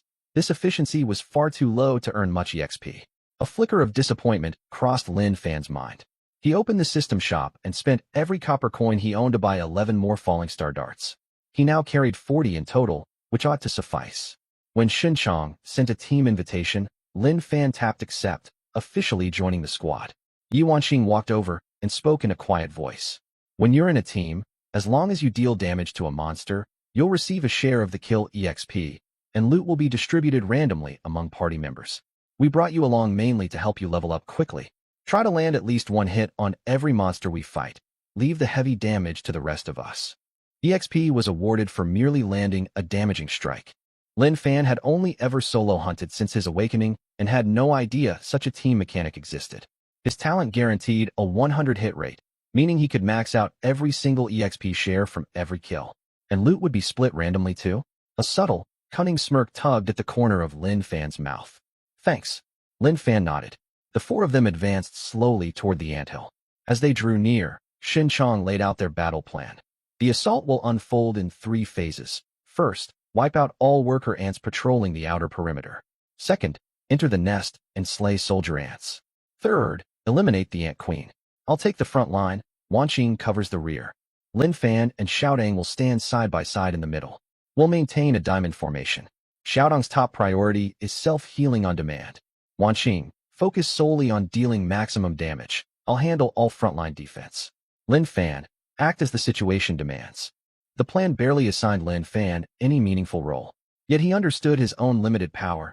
This setup was indeed the safest option for the team. Shin Chong led the way, holding his massive tower shield before him to shield Su Xiaodang and Yi Wanqing behind him. Lin Fan stood off to one side as the 4 advanced in their formation. The acrid stench of ant acid burned their nostrils, and their boots squelched against the dark brown, sticky mud beneath their feet. 30 meters away from the largest main tunnel entrance of the towering earthen mound, Xinchang called the group to a halt. Wanqing, strike first, Xinchang said. Without a word, Yi Wanqing pointed her silver gray staff forward. Blazing scarlet light erupted from its tip, and a fireball the size of a round table streaked through the air with a trail of flame, slamming dead center into the pitch-black anthill tunnel. A deafening explosion roared, sending fire and mud flying. A shrill scraping sound echoed from deep inside the mound. The worker ants wandering outside flew into a frenzy at once, spinning around and charging straight for the party. Hordes of meter-long giant ants with reddish-brown carapaces flooded out of the tunnel mouth, surging forward like a crimson tide. Crowd control now, Xinchang bellowed. Yi Wanqing twisted her left wrist, unleashing pale blue-white light that spread outward in a wide sheet of ice across the ground. The dozen red ants charging at the front froze solid to the mud, their 6 legs thrashing uselessly. Another fireball crashed into the swarm, stripping most of the frontline ants' HP and making their carapaces crackle and scorch. Xinchang strode half a step forward, raising his heavy battle axe high as dark red flames ignited along its blade. Flame burst slash. The axe whistled through the air. It slammed hard into the ground, unleashing a fan-shaped wave of fire that swept across the mud. The red ants, already wounded by Yi Wanqing's spells, were engulfed by the blaze. Their carapaces burned straight through, and their green bodily fluids vaporized before they could splatter. A dozen red ants collapsed. As the front wave fell, more ants surged forward to take their place. Xinchang braced his tower shield forward, absorbing the crushing bite of 3 ants' serrated mandibles. Metallic screeches rang out as fangs scraped against his armor. Standing behind him, Su Xiaodang raised her short staff high. Healing rain. Countless pinpricks of green light drifted down to envelop Xinchang. The large chunk of HP he'd just lost refilled instantly, a 3-digit green healing number floating above his head. The single healing burst restored more health than Lin Fan's entire maximum HP pool. Su Xiaodang did not pause, swirling her staff once more. Toxic mist. A dense cloud of purple-black fog billowed into the ant horde. The second worker ants stepped into the mist. Their carapaces turned black, and their HP bars plummeted rapidly. Crowd control, area of effect damage, frontline tanking, and overwhelming sustained healing. Their team coordination flowed seamlessly. Standing beside Su Xiaodang, Lin Fan flicked his wrists. 40 falling star darts materialized clutched in his palms. He had no need to deal heavy damage. He only needed to land a hit. His hands blurred in rapid motion. Within his 80-meter throwing range, he hurled darts in every direction. His 100-hit talent activated automatically. Lin Fan did not even need to aim. Every dart threaded past obstacles to bury itself in any ant with an active HP bar. Squelch. 40 falling star darts pierced 40 separate red ants. Under the Team EXP sharing rules, each strike counted as valid damage contribution. A split second later, Xinchang's axe and Yi Wanqing's magic finished off the wounded ants, and a flood of kill notifications flooded Lin Fan's log. The darts automatically flew back to his grasp the moment they struck. Lin Fan kept hurling, retrieving, and throwing non-stop, an emotionless automated dart launcher. Xinchang absorbed all incoming damage at the front, Su Xiaodang guarded the rear, and Yi Wanqing relentlessly whittled the ants' HP. All Lin Fan needed to do was distribute his darts evenly across every mutant red ant. Xinchang maintained tight control over the battle's tempo. The diamond formation advanced and retreated in controlled bursts, only kiting the perimeter worker ants and never crossing the 30-meter warning line. The nest soldier ants never got a chance to emerge. 3 full hours of grueling, high-intensity combat passed. Layer upon layer of dead red ants carpeted the ground, and the stream of worker ants pouring out of the mound had thinned drastically. Fall back. Xinchang gasped for breath. The edge of his massive tower shield was pockmarked with acid corrosion, its metal frame warped beyond repair. Regroup and pull back to a safe distance. Yi Wanqing planted her staff and cast her maximum radius ice spell, trapping the remaining pursuing ants. Su Xiaodang lifted her short staff high. Rhythm of the wind. A ring of pale cyan air swirled beneath the 4 party members, lightening their bodies and drastically boosting their movement speed. Xinchang covered their retreat as the squad sprinted far backward. They ran 3 kilometers uphill to a wide, unobstructed bluff, where the ant swarm was no longer visible. Only then did Xinchang order a full stop. The other 3 collapsed onto a pile of boulders, gasping heavily. Yi Wanqing twisted open a water bottle and chugged half. Xin Chong tossed his ruined tower shield to the ground with a heavy thud. Lin Fan stepped aside and leaned against a weathered rock to sit, his breathing steady without a single bead of sweat on his skin. This had been the easiest fight he'd ever experienced. He lifted his wrist and opened his system panel. Name, Lin Fan. Class, Dart Thrower D rank. Level, LV 15-12,000/3-30000. Stamina, 10 plus 5 from equipment. Agility, 18 plus 3 class bonus, plus 12 equipment bonus. Defense, 4. Attack, 28. Max HP, 250 plus 200 equipment bonus. Range, 80 meters. He'd leveled up 4 times in a row. Lin Fan allocated all 4 free attribute points straight into attack. He scrolled further down the panel. Hidden talent. Perfect mechanics LV 5864/10,000. Effect 1, 100 hit rate. Effect 2, 100 auto collection.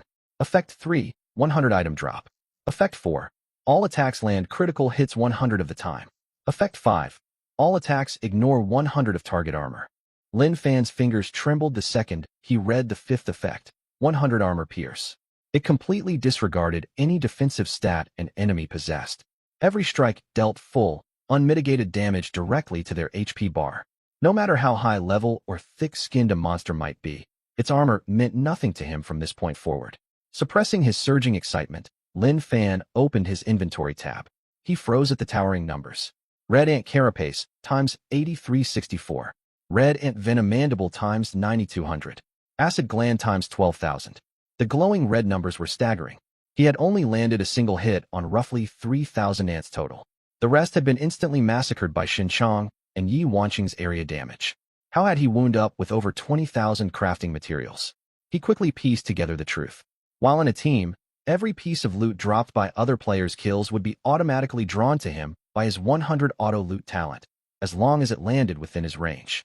Xin Chong and Yi Wanqing had fought to exhaustion for 3 hours, yet every single drop from their thousands of kills had silently teleported straight into Lin Fan's inventory via the system. Lin Fan swallowed hard and immediately pulled up the trading system. Materials sold for 100 copper coins each. He listed all nearly 30,000 materials for sale, then closed his panel and turned back to the 3 resting teammates. Xin Chong was rummaging through his inventory, his brows knotted into a tight frown. Strange, his voice rumbled low. We killed 10,000 worker ants, yet no acid glands. Wanqing, did you pick up any loot? Yi Wanqing shook her head. I checked too, my inventory is empty. Could these worker ants simply drop no materials? That can't be right. Mutant worker ants always drop crafting materials. Even with a low drop rate, we should have hundreds. Does this unclaimed ruin carry special loot rules? Su Xiaoding sucked the last sip of her bubble tea and mumbled a reply. Come on, Brother Chong. Do you really need those copper coins? We're here for EXP to level up. Our real goal is killing the Ant Queen. Loot doesn't matter one bit. You're right. Xin Chong dropped the subject and pulled a brand new tower shield out of his system inventory. This shield was pure silver white metal, far lighter than his broken one, its edges glinting with razor-sharp cold light. Rest for 2 hours. After 2 hours, we'll switch tactics. We'll charge straight into the large tunnel on the right, bypass the wandering perimeter worker ants, and strike the heart of the nest. The real grueling fight awaits us deep inside the mound. All the soldier ants carried deadly venom. Yi Wanqing nodded and leaned against a boulder to close her eyes and recuperate. Su Xiaoding pulled a bag of potato chips from her robe pocket, tearing it open and crunching loudly as she ate. Lin Fan walked over and sat quietly beside them. More than an hour slipped by, and the sky turned dark and overcast. Silence hung heavy over the bluff, broken only by howling wind. Just as Su Xiaoding finished her last chip and stretched lazily, Lin Fan's wrist panel vibrated violently with an alert. Your listed goods have all sold. 3 million copper coins deposited to your balance. 3 million copper coins. Lin Fan's wrist shook as he stared at his updated balance. This fortune could buy multiple safe properties, yet money only served one purpose: buying survival power. While the others rested, Lin Fan opened the shop and searched for Dart Thrower Armor Set. A long list of equipment panels popped up, sorted from white to purple tier. Purple tier represented the highest grade gear purchasable directly with coins in the shop. Far rarer orange and red tier equipment could only be obtained through low-rate dungeon drops or by fusing purple gear. 2 purple pieces fused to make 1 orange piece. 2 orange pieces made 1 red piece. The fusion success rate sat at a mere 1. If fusion failed, both pieces of equipment were destroyed entirely without a single scrap. Ordinary players could never get their hands on purple gear, and large guilds had to drain all their resources just to gamble for a single red tier piece. Lin Fan scrolled down the shop page, his gaze locking onto the purple set's price tag, 1 million copper coins per piece. He gasped in shock at the staggering cost. His newly acquired 3 million fortune would only buy 3 pieces. He was about to drain it all. The bigger the investment, the greater the reward. Lin Fan took a deep breath and gritted his teeth, tapping purchase 3 times in quick succession. Obtained equipment, Grey Wolf gloves purple tier. Obtained equipment, Grey Wolf chestplate purple tier. Obtained equipment, Grey Wolf bracers purple tier. Over 3 million coins vanished from his balance in an instant without so much as a system chime. But when he reviewed the 3 pieces' stats, the sharp twinge of regret faded away. Grey Wolf gloves, agility plus 24, attack plus 20, fires an additional dart with every throw. Grey Wolf chestplate, stamina plus 20, defense plus 30, max HP plus 1000, blocks 10 of incoming damage. Grey Wolf bracers, defense plus 30, attack plus 20, plus 3 critical hit chance. Without hesitation, Lin Fan clicked equip all. A warm surge of power washed over his entire body, making every breath feel lighter. He quickly pulled up his updated stat panel. Name, Lin Fan. Class, Dart Thrower D rank. Level, LV 15 12000/33000. Stamina, 25 plus 20 equipment bonus. Agility, 30 plus 24 equipment bonus. Defense, 64 plus 60 equipment bonus. Attack, 68 plus 40 equipment bonus. Max HP, 1050. Lin Fan clenched his fist as he stared at his skyrocketing stats. With purple tier armor bolstering his defenses, his maximum HP had finally broken 1000. He was no longer a fragile glass cannon. This remedied the core weakness of D-rank awakeners. They received pitifully few free attribute points per level, so stat gains from leveling paled in comparison to higher tier players unless they could acquire orange or red gear. He rapidly calculated his total damage output in his head. 30 points of agility granted 10 darts per second. Combined with the glove's bonus projectile effect, he unleashed 12 darts per second with both hands throwing simultaneously. His base attack, plus the bonus from falling star darts, brought each projectile to 118 base damage. With guaranteed critical hits and armor ignore, each dealt 236 damage. 12 darts per second multiplied by 236 damage equaled a staggering 2,832 total damage per second. His single target burst damage was terrifying. Even so, against the countless swarming mutant red ants deep within the anthill, picking off enemies one by one with his darts would still be far too slow. Once they ventured into the nest, Yi Wanqing and Xin Chong would remain responsible for clearing large swathes of ants with area attacks. His safest strategy would still be tagging every monster to collect passive EXP shares. Rest time's up. Xin Chong stood, holding his new shield. Everyone get ready. We're heading straight into the tunnel. The 4 quickly marched to the base of the mound, before the largest main tunnel entrance. The opening stood over 3 meters tall, wide enough to drive a truck through. Xin Chong charged ahead as their vanguard. The party reformed their diamond formation. Upon entering the hollow tunnel chamber, they stopped dead in the center of the open space, avoiding the earthen walls to prevent ambushes from ants that crawled along vertical surfaces. Only minutes after entering the tunnel, patrolling soldier ants spotted the intruders. Their antennae twitched frantically, sending danger signals deep into the nest. The entire earthen mound seemed to awaken instantly. The ground rumbled as hordes of dark red giant ants surged out from countless branching tunnels in every direction, flowing forward like an unending tide. Lin Fan casually activated scan. Mutant red ant soldier ant level, LV 18.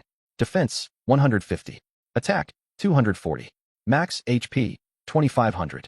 The moment the scan results appeared, both Xin Chong and Yi Wanqing's faces turned grim. Their defense and HP values were more than double those of the worker ants outside. These soldier ants have far too much armor. Xin Chong tightened his grip on his battle axe and whispered sharply. Killing one takes more than twice the time it took for the outer workers. Hold the line for one wave first. If we lose control of the swarm, retreat immediately. No pointless prolonged fighting. His words barely faded before the soldier ant horde fully encircled the party. Combat erupted at once. Yi Wanqing and Su Shouting unleashed their spells without delay, fireballs and toxic mist exploding within the ant swarm. Yet their advance ground to a crawl this time. The soldier ants boasted thick carapaces and could spit highly corrosive venom from long distances.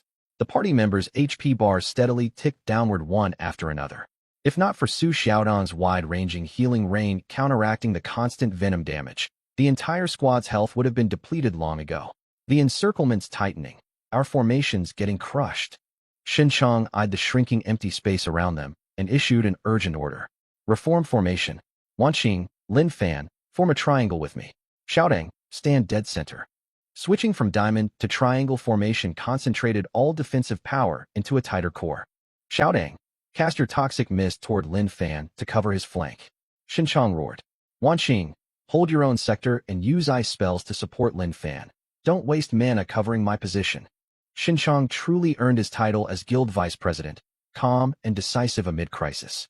If they stabilized this triangular formation, they could anchor themselves firmly in place to complete the second phase of their nest purge. Lin Fan originally only planned to slack off in the team and leech EXP, yet the sudden turn of events forced him to hold down a whole flank of defense. He flipped both hands outward sharply, falling star darts pinched between his fingertips. Whoosh, whoosh, whoosh, whoosh. 12 darts launched each second, spilling forth like a cloud of black light. His 100 armor-pierced talent activated unconditionally, rendering the soldier ants' towering 150 defense carapaces as fragile as paper. Coupled with guaranteed critical hits and the continuous HP drain from Su Xiaodong's toxic mist, the soldier ants charging toward Lin Fan dropped at an eerie pace. One fell every second. While the efficiency was mediocre, it was still manageable. Whenever groups of soldier ants tried to close in, Yi Wanqing's ice spell froze them perfectly. Xinchang was locked in melee combat on the opposite side, his battle axe swinging with thunderous crashes as his HP plummeted rapidly. Fortunately, most of Su Xiaotong's healing spells targeted him, barely keeping him alive. By contrast, Lin Fan's side proved surprisingly effortless. No mana costing skills, no mana calculations, only a mechanical loop of throwing, retrieving, and throwing again. His automated stream of projectiles pinned every incoming soldier ant 5 meters away before they could reach him. Half an hour later, their battle formation stabilized completely. Though more soldier ants kept pouring out, none could break through the overlapping firepower of the three frontliners. Well done. Xinchang spat blood-tinted saliva, his spirit lifting. Hold this rhythm. Last another 3 hours at most, and we'll wipe out most of the soldier ants here. Then we'll all rest. 2 hours slipped by. Everyone's stamina drained rapidly. Corrosion riddled massive holes through Xinchang's armor. Yi Wanqing's spellcasting speed halved. Su Xiaodong could barely lift her staff to cast. Lin Fan's throwing motions never paused, but his wrists ached fiercely, his stamina meter teetering on the brink of exhaustion. Just as everyone thought an hour more of fighting would earn them a reprieve, boom! A deafening roar rumbled from the deepest end of the largest ant tunnel. The roar reverberated through stone walls, sending the already battle-weary soldier ants into a berserk frenzy. They charged the formation recklessly, sacrificing themselves without hesitation. Worse still, an oppressive aura that pricked every scalp drew rapidly closer through the main tunnel. Retreat. Fall back now. Sensing mortal danger, Xinchang barked the retreat order instantly. But it was too late. The rear exit was choked solid by a tide of worker ants, who stacked their bodies to seal off every escape route entirely. The soldier ants' assault grew more ferocious than ever. Xinchang sustained heavy frontline damage, and Su Xiaodong's healing output could barely offset his ongoing HP loss. At that moment, a colossal creature several times larger than any soldier ant slowly crawled out of the deep cavern pit. Dark purple veins snaked across its entire body, 6 compound eyes blazing with menacing ferocity. Lin Fan activated his scan skill. Mutant Red Ant Queen. Level, LV 25. Defense, 430. Attack, 800. HP, 20,000. 20,000 HP. 430 defense. The second Xinchang laid eyes on the stat panel, his face drained of all color. None of their 4 party members possessed attack or magic damage high enough to bypass its defense. Every strike they landed would deal 0 damage. Staying here meant certain death. Xinchang forced calm into his mind and roared. Everyone, cluster toward the exit. Wanqing, swap positions with Lin Fan. Get close to the tunnel mouth. I'll hold the Ant Queen's aggro. Wanqing, unleash your full power to blast open the wall of worker ants blocking the exit. Carve even a single opening, and you 3 run immediately. Bloodshot, He raised his warped tower shield. He planned to absorb all of the Ant Queen's damage with his own body to buy the others a chance to flee. Facing a boss with 800 attack, this choice spelled certain death. Just as he stepped forward to sacrifice himself, a hand shot out from beside him and seized his arm tight. Shin Chong twisted around. Lin Fan never halted his non-stop dart throws, his tone firm and urgent. "Captain Shun, leave this giant monster to me." Lin Fan fixed his gaze on the towering Ant Queen ahead. "Hold off the soldier ants and cover me. Kid, don't joke around." Shin Chong's voice cracked with desperation. 20,000 HP. Your damage won't even scratch its health bar. "I'm not joking." Lin Fan released his grip and stepped half a pace forward, positioning himself between Shin Chong and the queen. "Block the soldier ants. Give me time." Shin Chong stared at his back, grinding his teeth.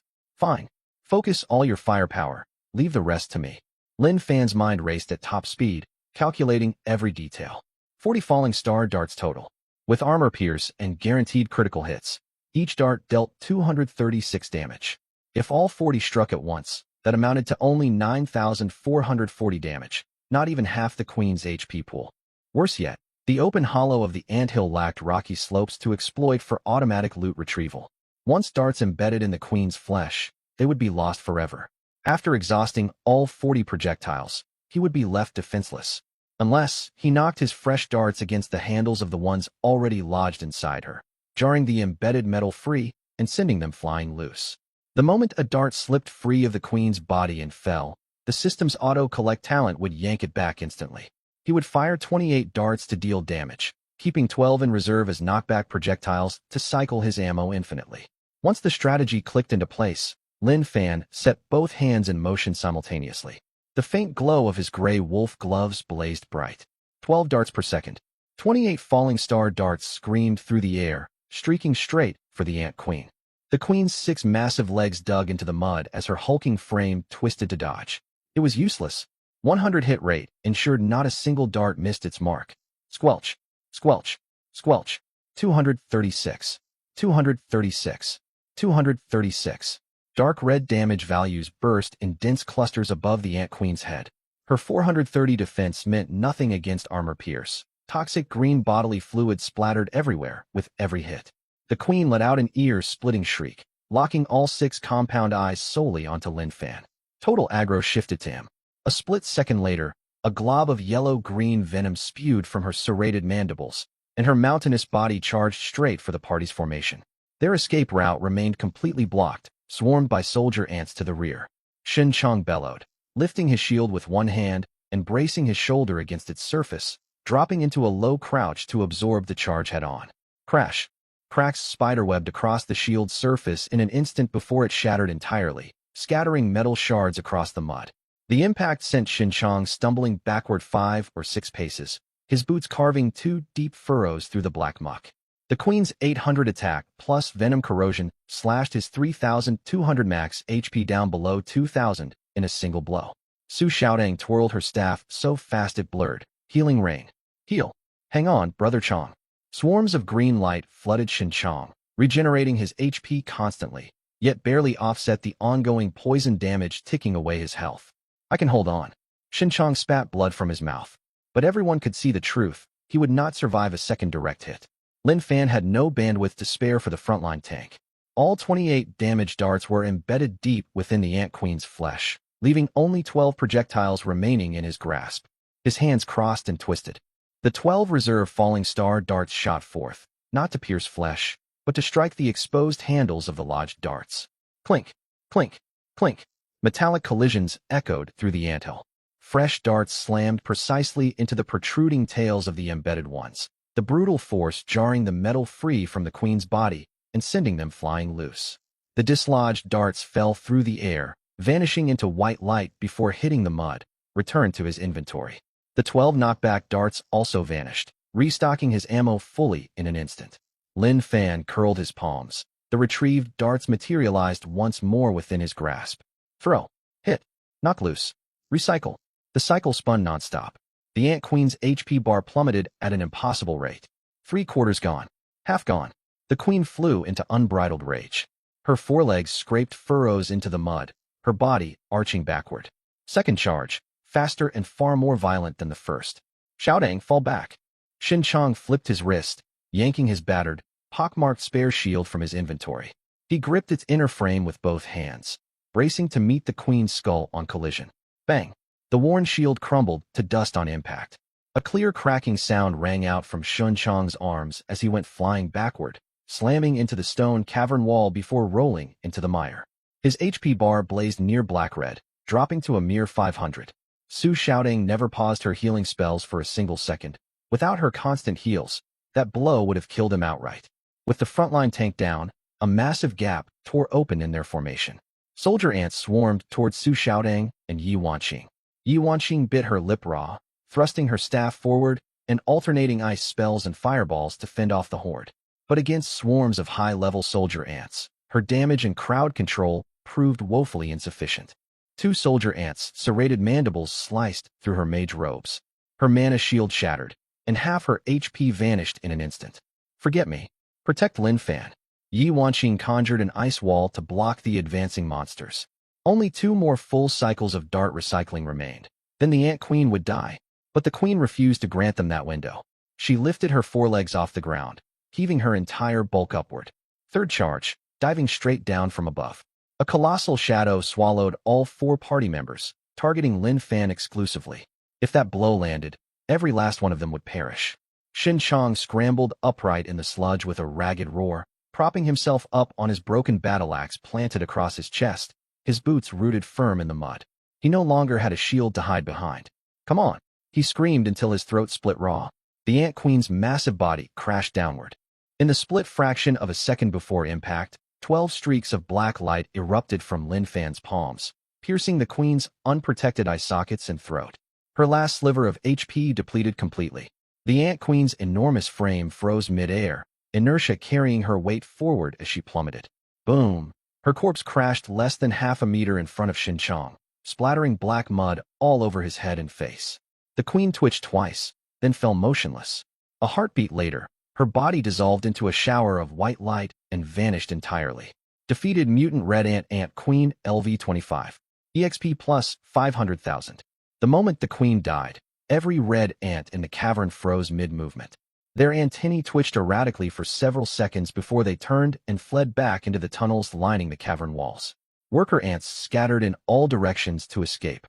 A dozen seconds later, silence filled the hollow, broken only by the 4 party members' ragged gasps. Shin Chong's battle axe clanged to the mud. He stared blankly at the empty space where the Queen had stood, then twisted to glance at Lin Fan, his mouth opening and closing without a single word escaping. Let's move, Lin Fan shouted.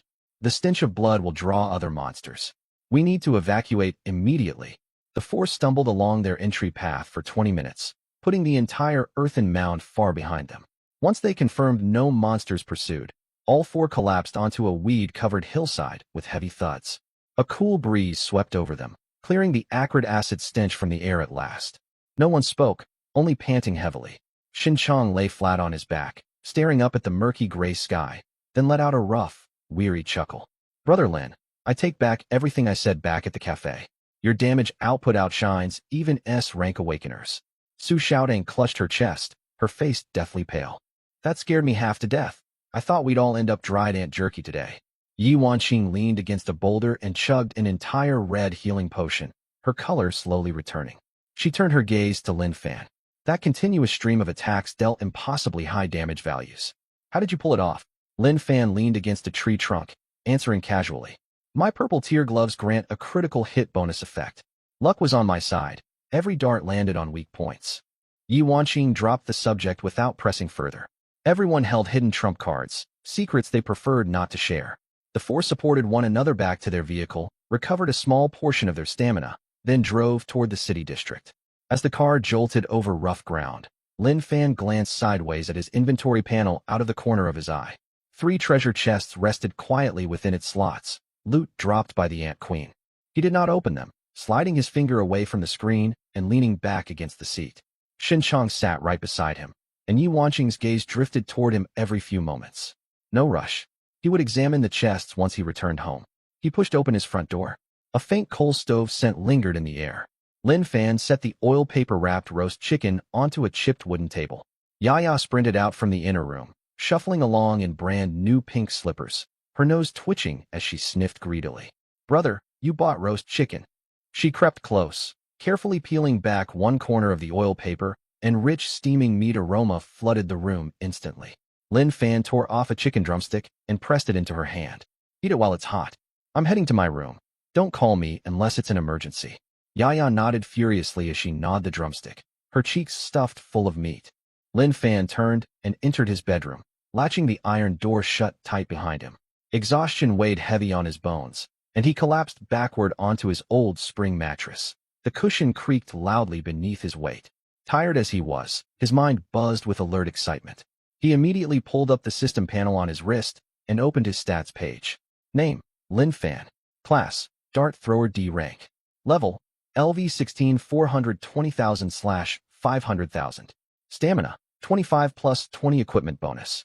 Dexterity: 30 plus 3 class bonus, plus 24 equipment bonus. Defense: 64 plus 60 equipment bonus. Attack: 68 plus 40 equipment bonus. Max HP: 1050 plus 1000 equipment bonus. Throwing range: 85 meters. He had indeed leveled up to 16. The Ant Queen alone gifted 500,000 EXP, paired with the thousands of minor ants they'd slain.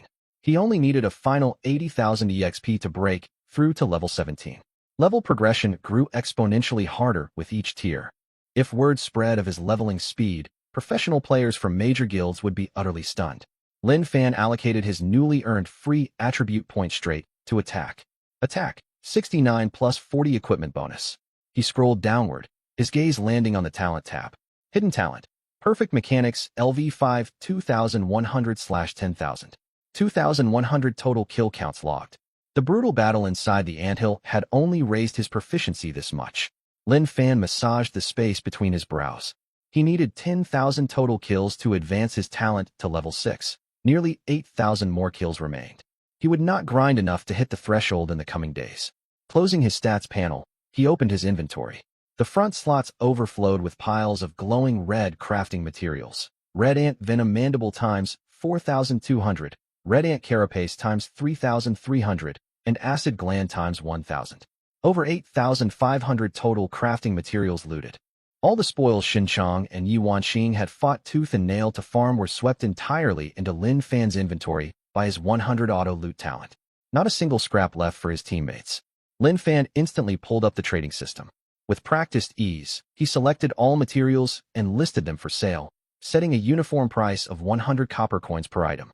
Guild players constantly sought these base crafting materials for gear upgrades. His listings would sell out instantly without fail. Once the listings finished uploading, he exhaled a long breath and fixed his eyes on the final 3 slots of his inventory.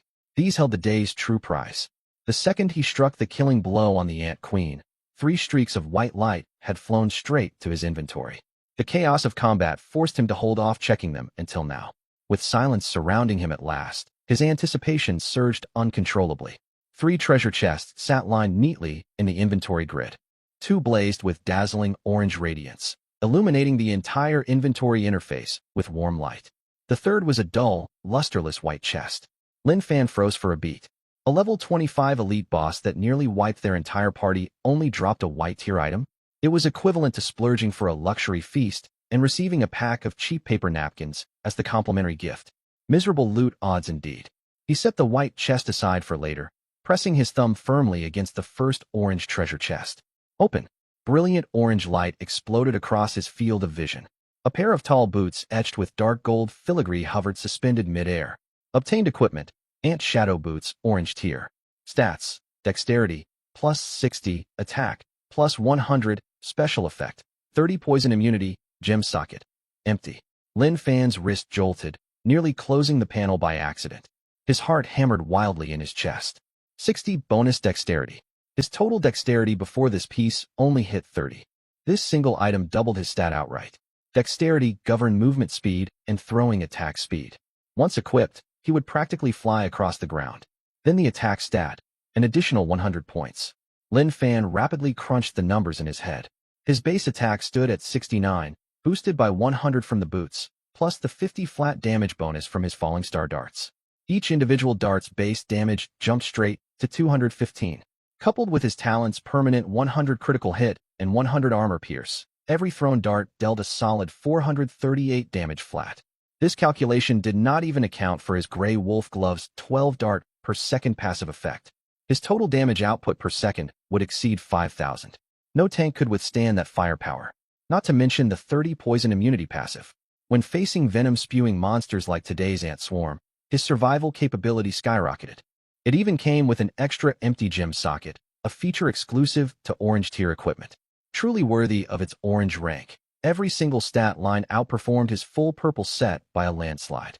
He clicked extract equipment. A faint glow washed over him as the boots automatically replaced his tattered sneakers. They carried none of the expected heaviness, instead feeling impossibly light. He twisted his ankles to test mobility. The boots fit like a second skin. Next, he opened the second orange treasure chest. The radiant glow faded to reveal its contents. Obtained item, Mutant Ant Queen Core Orange Tier. A fist-sized translucent crystal, deep magenta through and through, materialized in his inventory slot. It granted no flat stat bonuses, nor did the system attach any description of its function. Yet marked Orange Tier, it was undeniably an ultra-rare treasure. It might be used to carve gem sockets into orange gear or craft high-grade combat potions. He would ask knowledgeable players about its use at a later date. Lin Fan stored the cores safely, his gaze finally drifting to the plain white chest. What mediocre loot could this blank, white container possibly hold? He tapped open without a second thought. Obtained item, Fire Red Ant Egg Hatchable. An egg the size of a duck's egg popped into view. Its smooth surface glowed faint crimson, crisscrossed by faint vein-like textures. This gave it an unsettling, otherworldly appearance. Fire Red Ant Egg. Hatchable? Lin Fan stared blankly, utterly dumbfounded. Was the system expecting him to become an ant breeder? What purpose would a hatched ant serve? Some trivial vanity pet. What would he do if the fully grown insect turned violent? Anything dropped by the system will never harm players by default, excluding cases where players use those items to hurt others, of course. If that's the rule, hatching the egg should pose no danger at all. He would head to the front lines in a few days, leaving Yaya all alone. A tiny creature to keep her company would cheer her up. He could raise it as a pet for her. Lin Fan retrieved the Fire Red Ant Egg from his inventory right away. It felt heavy in his palms. Its shell was not hard, instead slightly elastic. Stranger still, warmth seeped out continuously, as if something inside pulsed gently. He stood, pushed open his bedroom door, and walked toward Yaya's room. Yaya sat on the edge of her bed, gnawing on the last chicken bone. Yaya, stop eating for a second. I've got something to show you. Lin Fan had both hands behind his back. Yaya tossed the bone aside and quickly wiped her greasy fingers on a piece of paper. What cool thing is it? A new picture storybook. Lin Fan stretched out his hands and unfurled his palms. The dark crimson egg glinted under the lamplight. Yaya's eyes blew wide open. She felt no fear, only curiosity. She leaned in to sniff it, then poked its surface lightly with one finger. Brother, is this a giant chicken egg? It's no chicken egg. This is your new pet for me. Right now it's still an egg. You have to hatch it yourself and raise it little by little afterward. Yaya immediately cupped the egg with both hands, holding it carefully against her chest to soak up its warmth. A pet? Brother, will it grow into a puppy? Or a kitten? That's a secret for now. I'll let you look forward to it. Lin Fan had no intention of telling her it would hatch into a massive ant. Do you like it? I love it. Yaya nodded hard, then suddenly frowned in worry. But brother, how do I hatch it? Do I need to find a mother hen? You don't need to worry about that. Lin Fan pulled out his phone and opened the local shopping app on the spot. He searched for a high-precision temperature-controlled incubator, priced at 2,000 coins. Without hesitation, he placed and paid for the order instantly. I bought a special incubator for you. It'll be delivered tomorrow. Just wait for it to arrive. Yaya hopped around with joy, refusing to let go of the egg. Lin Fan told her to store it somewhere safe, then turned and headed back to his bedroom. He shut the door. Leaning back against the headboard again, he glanced at the top right corner of his wrist system panel. A red countdown ticked down second by second. He had only 4 full days left until he departed for the northern front lines. For days, yet he still needed over 8,000 monster kills. Ordinary wild zones barely spawned 800 monsters, let alone 8,000. The Ant Ruin dungeon yesterday was pure luck. Opportunities like that would never come every day. Only one viable option crossed his mind: the cracked purple portal deep inside the changing rooms of the abandoned football stadium. This was a high-level unknown dungeon. Yesterday he'd only dared peek in from outside. The suffocating oppressive aura had forced him to retreat. Things were different now. He owned 2 purple-tier pieces of gear plus a top-tier orange set. His maximum HP exceeded 1,000. His base strike damage had doubled, and he could unleash 12 darts per second with his broken armor piercing passive. Even monsters with 400 to 500 defense would fall in mere seconds under his firepower. With this strength at his disposal, he had to explore that dungeon. Otherwise, he'd carry this massive proficiency deficit all the way to the front lines. He made up his mind. He would venture into the dungeon tomorrow, hoping it would meet his expectations. The crisp chill of dawn hung in the air. Lin Fan wove through dilapidated streets straight toward the football stadium. Something felt off about the place today. Rat tunnels still riddled the ground, yet the entire area was deathly quiet. None of the shadowy rat monsters that usually darted around could be seen anywhere. Lin Fan walked to the center of the pitch and stamped his foot hard on the stone ground. A faint squeak drifted out from a crack in the rotting bleachers nearby. Then silence fell once more. The monsters had grown cautious. They caught his scent and dared not show their faces. He had no patience to hunt the hiding weaklings. He strode forward and turned into the changing rooms. He pulled open the third rusted metal locker door. The purple portal hung inside, its edges crisscrossed with old fissures. His system panel popped up instantly. Unknown damage, dungeon entrance detected. Enter? Warning, monster levels within the dungeon are unknown. Team entry recommended. Team up? He had no party members, and with his current stats and overpowered hidden talents, a team was unnecessary anyway. Lin Fan tapped the confirm button. White light wrapped around his body, and an intense weightlessness swept over him. When he opened his eyes again, the scenery had completely shifted. Smooth bluestone paving lay beneath his feet. The square chamber spanned roughly 200 square meters, devoid of the putrid stench of monsters. A circular raised altar sat dead center of the room. Lin Fan tilted his head to look upward. The ceiling stretched impossibly high, at least 100 jong overhead. Shrouded in haze that hid its true height, a jagged crack split the ceiling's center. His gaze dropped back down. Embedded in the altar's exact middle was a palm-sized conical crystal. A blinding red beam shot straight upward from the crystal's tip, piercing directly into the ceiling crack. It was either funneling energy or acting as the core of some stabilizing formation. The space was otherwise empty. Lin Fan let his arms hang loose, his shoes sliding gently across the stone as he edged toward the altar's rim. The moment his shoe touched the steps, the chamber shuddered violently. The bluestone slabs ground against one another. The crack overhead was wrenched wider by an unseen brute force. An enormous claw descended through the split. It belonged to a rat, unnaturally massive, its skin covered in thick black keratin. An overwhelming, suffocating pressure crashed down onto his chest. Boom. The giant claw slammed onto the altar, fully cupping the conical crystal beneath its palm in a sealed, impenetrable grip. Lin Fan scrambled backward to create distance, twisting his wrists to ready falling star darts between his fingertips. He activated his scan skill. Attack. Defense. Nothing but question marks. Lin Fan stared at the floating stat window. For the first time, he'd encountered a monster whose stats refused to display concrete numbers. Judging by the quantity of question marks, for mint stats over 1,000, 5 meant tens of thousands. Tens of thousands of defense. No awakener at his current stage could scratch a monster with such high armor. No wonder the claw had frozen in place. It shielded the crystal with unrivaled defense. What good is sky-high defense against me? Lin Fan did not hesitate. He flung both hands outward, 30 falling star darts screaming. His unconditional 100 hit rate and 100 armor pierce triggered instantly. Sharp dart tips ignored the thick black keratin entirely, burying themselves deep in flesh. 438. 438. 438. 30 blood-red damage values floated neatly above the giant claw. From deep within the widened black ceiling crack came a short, confused huff. The claw shifted slightly, lifting 2 inches off the altar. Instead of swatting Lin Fan, one thick stubby finger extended and curled back and forth in his direction, a clear taunt. Anger flared in Lin Fan's chest. He flicked his wrist hard, launching his remaining 10 falling star darts. Squelch after squelch echoed as all 10 darts embedded fully into the taunting finger, fresh damage numbers popping up nonstop. A split second later, every hair on Lin Fan's neck stood on end. He reached instinctively for more darts, only to find his palms empty. All 40 of his falling star darts were stuck deep in the monster's finger. They had not pierced all the way through. Marking them as attached objects, the 100 auto-loot talent could not activate. He was out of ammunition. The maul system could not be opened inside a dungeon.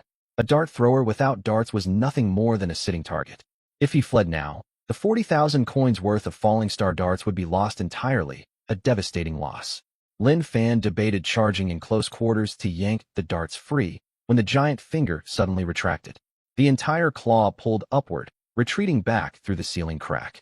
The wide split overhead snapped shut with a sharp crack, and the red energy beam cut off completely. Lin Fan stood frozen in shock. It ran away? A monster with tens of thousands of defense simply fled? This dungeon was riddled with bizarre mysteries. Fueled by his sky-high 90 dexterity stat, Lin Fan pushed off the ground and blurred into a streak, darting straight to the altar's center. The crystal sat nestled in its tapered slot, surrounded by an unreadable ring of runes carved into the stone. No time to overthink.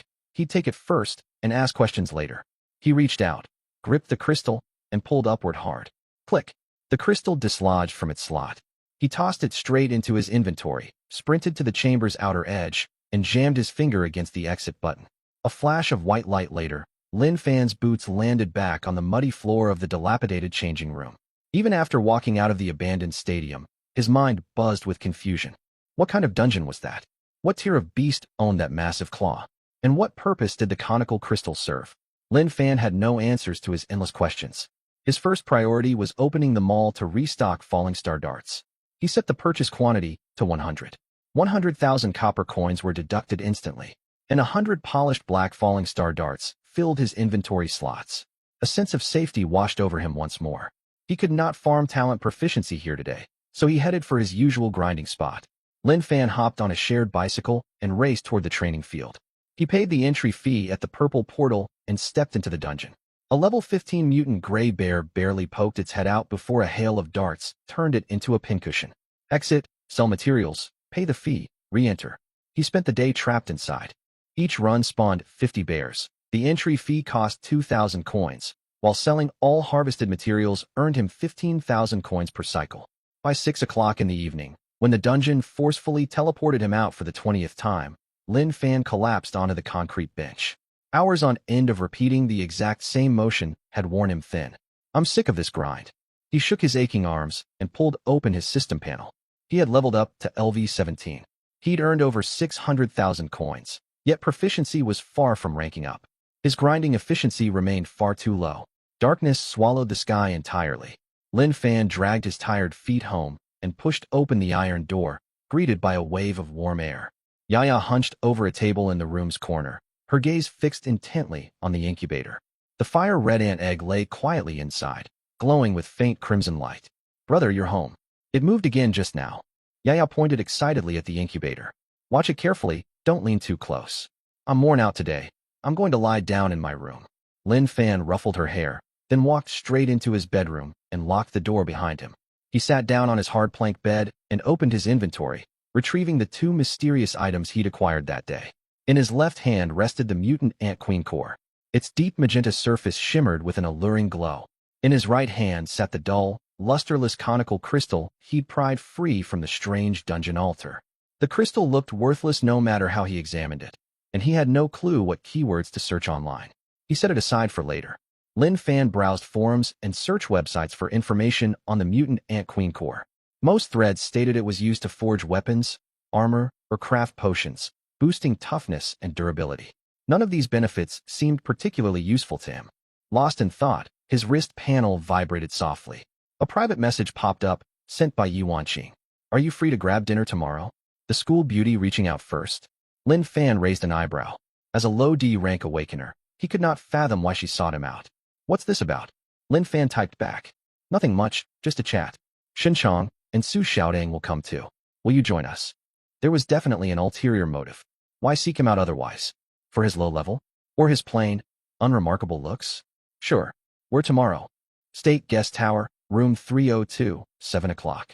Lin Fan closed his panel and tossed both crystals back into his inventory. Still puzzling over their functions, his eyes slowly drifted shut. The State Guest Tower boasted towering stone steps. Lin Fan stood at the bottom, glancing up at its gilded signage. Choosing such an upscale restaurant for a meal meant they either had important business to discuss or money to burn. He pushed through the revolving glass door. A hostess in a cheongsam greeted him with a practiced smile. After he gave the room number, she led him upstairs, the click of her heels muffled completely by the thick carpet. The private dining room door swung open. Xin Chang, Yi Wanqing, and Su Xiaodong already sat around the round table. The atmosphere felt stiff, as if they'd been waiting specifically for his arrival. Captain Shun, everyone. Lin Fan greeted them and pulled out a chair to sit. He barely knew them from yesterday's temporary team. He was unsure how Xin Chang would react if he called him Brother Chang right away. None of that. Xin Chang waved a hand and slammed his broad palm against the tabletop. Don't call me Captain Shun. That was only for our temporary dungeon party yesterday. Brother Chang works fine. He lifted his teacup without drinking, cutting straight to the point. Wanqing said you signed up for the government frontline conscription order, correct? Lin Fan nodded. Have you read the full conscription terms? Xin Chang stared at him with a cold, unyielding gaze. Defense zones are assigned randomly once you reach the front lines. Do you understand? I do. And the mortality rate. Xin Chang set his cup down, its base clinking sharply against the table. Official records label it extremely high risk. I'll tell you the real figure, 60%. The number sent a jolt of tension down Lin Fan's spine. He'd browsed forums before, but no one posted exact stats. Everyone only described the front lines as a meat grinder. 60% meant only 4 out of 10 recruits would return alive. Xin Chang gave him no time to absorb the news, tapping his fingers rhythmically on the table. 4-person squads form the basic combat unit on the front lines. You must assemble a full team before departure. Officials will not split existing parties. Solitary recruits are paired randomly upon arrival. You could end up stuck with 3 support healers and 1 tank, or 4 reckless melee fighters. When monster hordes attack, who holds the front? Who handles ranged damage? How will you survive? Lone players die fastest. That's the brutal truth. At this point, Lin Fan already knew why they'd invited him here. Join our squad. Wanqing handles area crowd control and magic damage. I tank all incoming hits, and Xiaodong provides sustained healing. We only lack 1 member. Someone capable of instantly eliminating high-threat targets in critical moments. He fixed his gaze on Lin Fan. Will you come with us? Lin Fan picked up his water glass and took a sip, cold liquid sliding down his throat. He desperately wanted a party. Without Xin Chang absorbing damage and Su Xiaodong pouring all her healing on him yesterday, he would never have even laid eyes on the Ant Queen. But a problem lingered. His 100 auto loot and other overpowered hidden talents could not stay concealed forever with prolonged party time. Revealing his trump cards too early at merely level 16 would bring disaster, not fortune. Brother Chang. He set the glass down, his voice steady. I'm just a D-rank awakener. The damage I dealt yesterday was mostly blind luck. You 3 are elite A and S rank talents. I don't fit in your team. Lin Fan. Yi Wanqing spoke up, her tone flat and unemotional. We judge strength based on battlefield performance, not your initial awakening rank. The damage output and attack efficiency you displayed yesterday far surpass D-rank limits. Our invitation comes from an objective assessment of your skill. Lin Fan's eyelid twitched, but he said nothing, rubbing the rough ceramic of his cup between his fingers. Xin Chang suddenly stood, grabbed the teapot from the table, and walked over to refill Lin Fan's empty cup. The sound of pouring water echoed clearly through the silent private room. He returned to his seat and leaned forward slightly. Little brother Lin. He lowered his voice, his tone heavy with unshakable sincerity. You saw who I am yesterday. When danger strikes, I will never abandon my teammates. His gaze locked firmly onto Lin Fan. I watched every second of the battle against the soldier ants and the Ant Queen yesterday. Your darts never miss. To be precise, a perfect 100% hit rate, and your armor penetration is absurdly strong. The Ant Queen's thousands of defense meant nothing against your strikes, as if its carapace were paper. Lin Fan's knuckles tightened around his glass. This man had seen everything, not tiny flaws, but his core, game-breaking abilities, fully laid bare. Xin Chang shifted his tone, tapping the table once more. Your secrets are your own. I will never pry, and neither will Xiaodong or Wanqing. On the battlefield, strong teammates make a strong squad. I only care about our team's overall power. I ask no further questions. Yi Wanqing added her agreement. Our sole priority is experience points. Our guild already has surplus basic crafting materials and low-tier resources. We don't care what loot drops from monsters. Lin Fan paused mid-sip. They had laid all their cards on the table. His hidden talents were no secret to them. They simply chose to overlook the details silently. It unsettled him to have his trump cards exposed, yet he grasped a far more critical truth. Now that they knew his abilities, refusing their invitation would be far more dangerous. Randomly assigned to an unknown squad would leave him with zero safety net. Moreover, their party composition fit perfectly: a tank, area control mage, and a dedicated healer, paired with his precision burst damage. For complementary rolls with 0 gaps. He set his glass down with a soft tap. Very well. Lin Fan lifted his head to meet Shin Chong's eyes. I won't turn you down any longer. I'll join your squad. The rigid tension faded from Shin Chong's face. He did not break into a full smile, but his shoulders visibly relaxed with relief. All right. The taut lines on Shin Chong's face softened, a half-smile tugging at his lips. He was clearly much more relaxed. All right. The invisible tension weighing over the private room faded at once. Su Shouting cheered and lifted her fruit juice glass. Should we toast to this? Yi Wanqing raised her wine cup, while Shin Chong grabbed a large teacup. Lin Fan only had plain water before him. May we all stay safe and return alive, Shin Chong said solemnly. Their glasses clinked together, ringing crisply.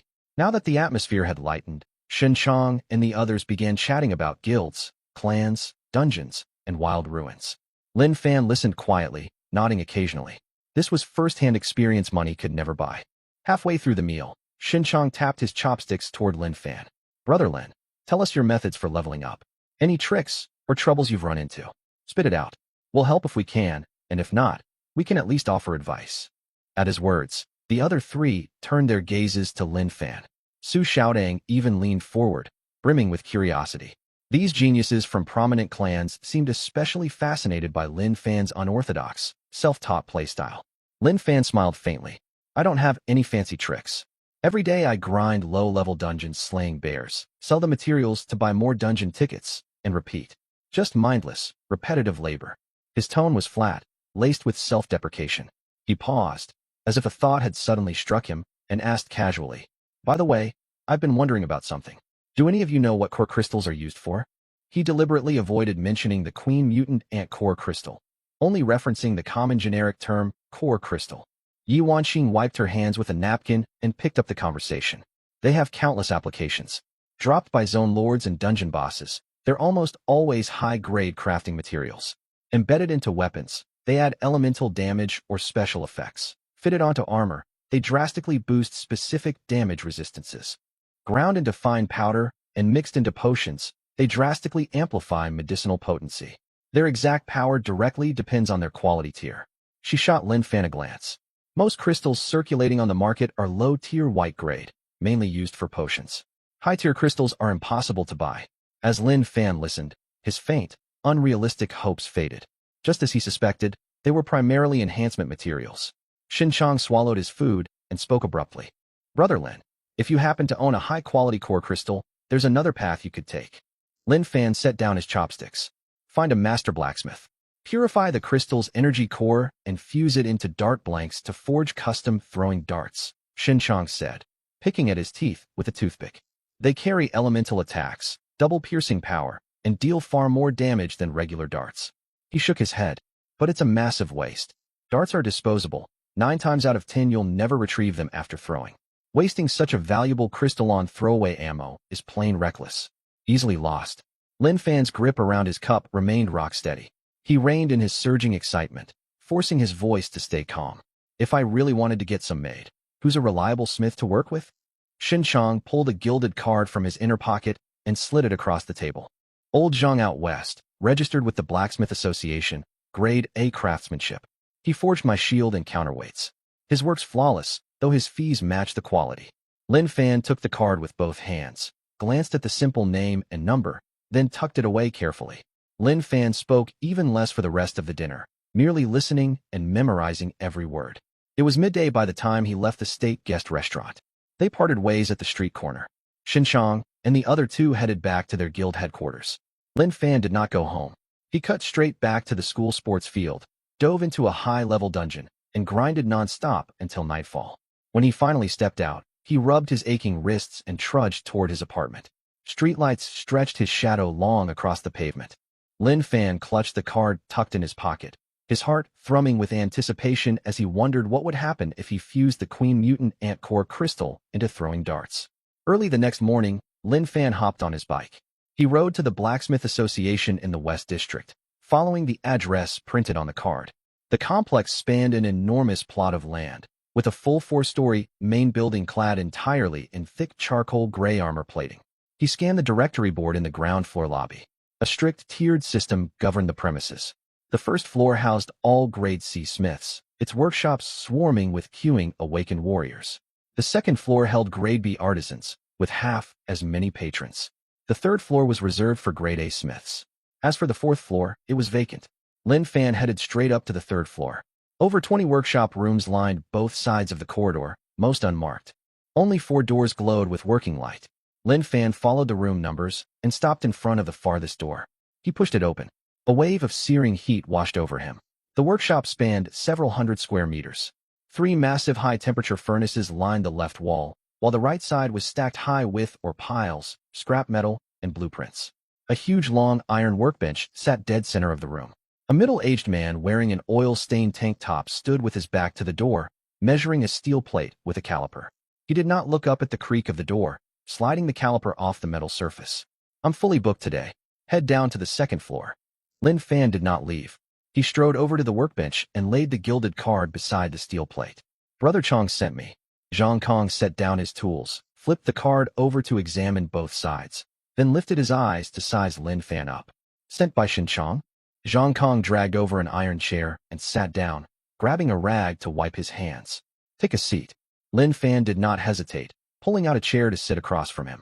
"Don't take it personally." Zhang Kong tossed the rag aside. "Our trade has strict rules. We won't take commissions from strangers, no matter how much gold they offer. It's not arrogance. Grade A smiths only handle top-tier materials.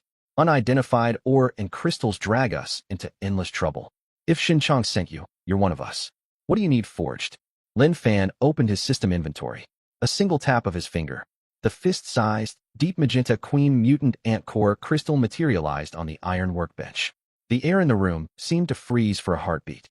Zhang Kong shot straight up from his chair, palms braced against the table edge. His gaze was glued to the crystal. He swallowed hard, picked it up gingerly, and held it beneath the bright overhead work lamp. "Orange tier. Such pure magenta crystal." Zhang Kang's voice shot up an octave, his hands trembling. What monster nest did Shin Chang's crew raid to get this? This material could craft top-tier armor or a signature weapon to skyrocket your combat power.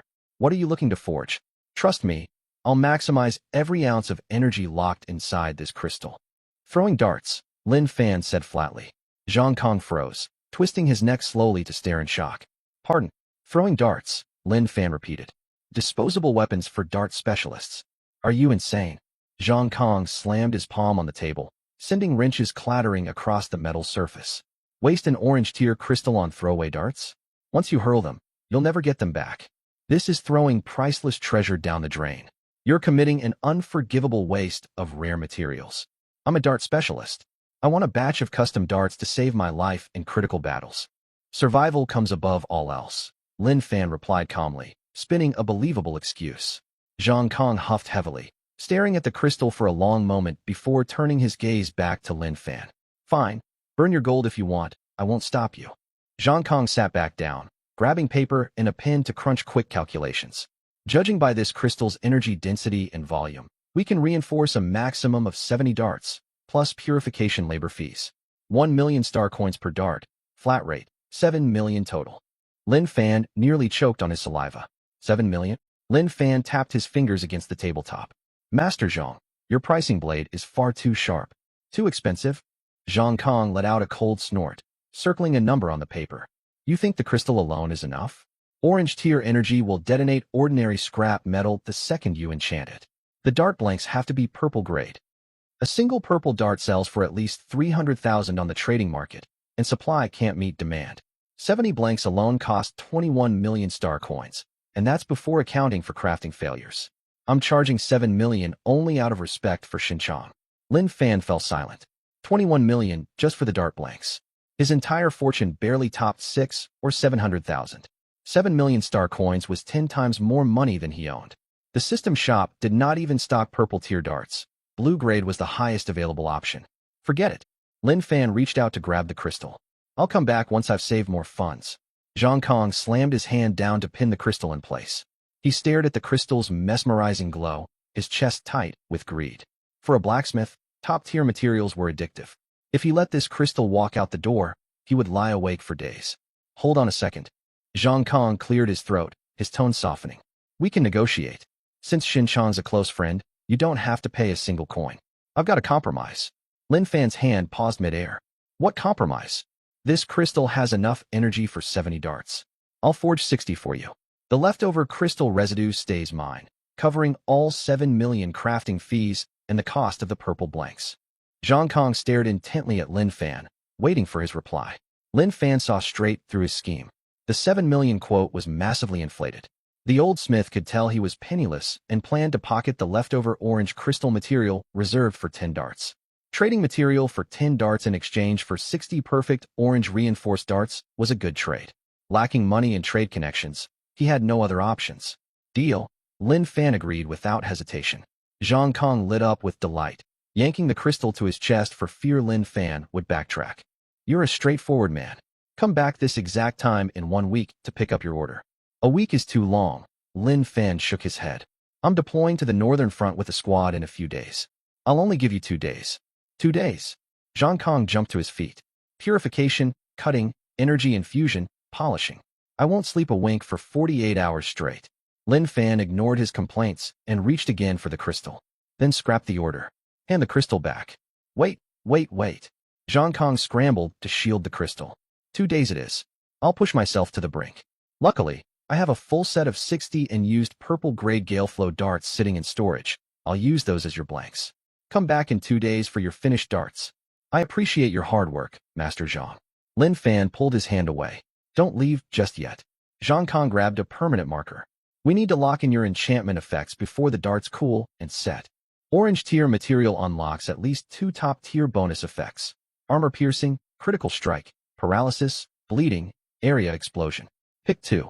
I don't want any of them, Lin Fan said without pause. Zhang Kong thought he'd misheard. No enchantment effects at all. 0 secondary effects. Pour every last drop of the crystal's raw energy solely into base attack power. Leave nothing left over for bonuses, Lin Fan enunciated clearly. Zhang Kang's eyes bulged, staring at Lin Fan as if he'd lost his mind. An orange tier weapon with no special buffs? Are you out of your mind? Pure base attack power is useless against monsters with damage reduction shields. Your shots will be completely neutered. That's my business. Lin Fan stood and brushed dust off his clothes. Just forge them exactly as I asked. I'll return in 2 days. Before Zhang Kong could grumble further, Lin Fan pushed the door open and stepped out of the workshop. What use did he have for flashy bonus effects? His innate talent granted 100 critical strike chance, 100 armor piercing, guaranteed hits, and dart retrieval. Compared to these broken, unbalanced passive rules, all fancy enchantments were worthless garbage.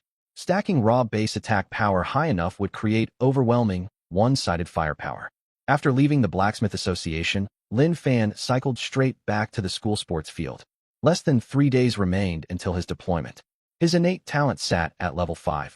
He needed nearly 8,000 more monster kills to hit level 6. High-level dungeon, Raging Bear Woods. 50 bears per run. The grind was slow, but no other dungeon offered viable leveling options for him. He paid the entry fee and teleported inside. 30-meter-tall red pine trees filled the dungeon. Before the mutant gray bears could even spot him, swarms of iron-throwing darts whistled toward their bodies. Once every beast in the zone fell, he teleported back outside. He listed all dropped materials on the player trading market and sold them instantly. Then he paid for another dungeon ticket and repeated the cycle for 48 full hours. Lin Fan never returned home, never ate a proper meal. When exhaustion crashed over him, he napped for 30 minutes on the stadium stone steps, then jumped back into the dungeon. On the first day, he slaughtered 2,000 bears. By the second day, the repetitive motion blurred into mindless routine. Lift arm, throw dart, reposition, exit dungeon. His body memorized every single step automatically. By the end of the grind, the sight of bears made his stomach churn. Late evening, the setting sun dyed the entire sports field blood red. Lin Fan stepped out of the purple dungeon portal once more. His legs shook with exhaustion. He leaned against the stadium wall to stay upright.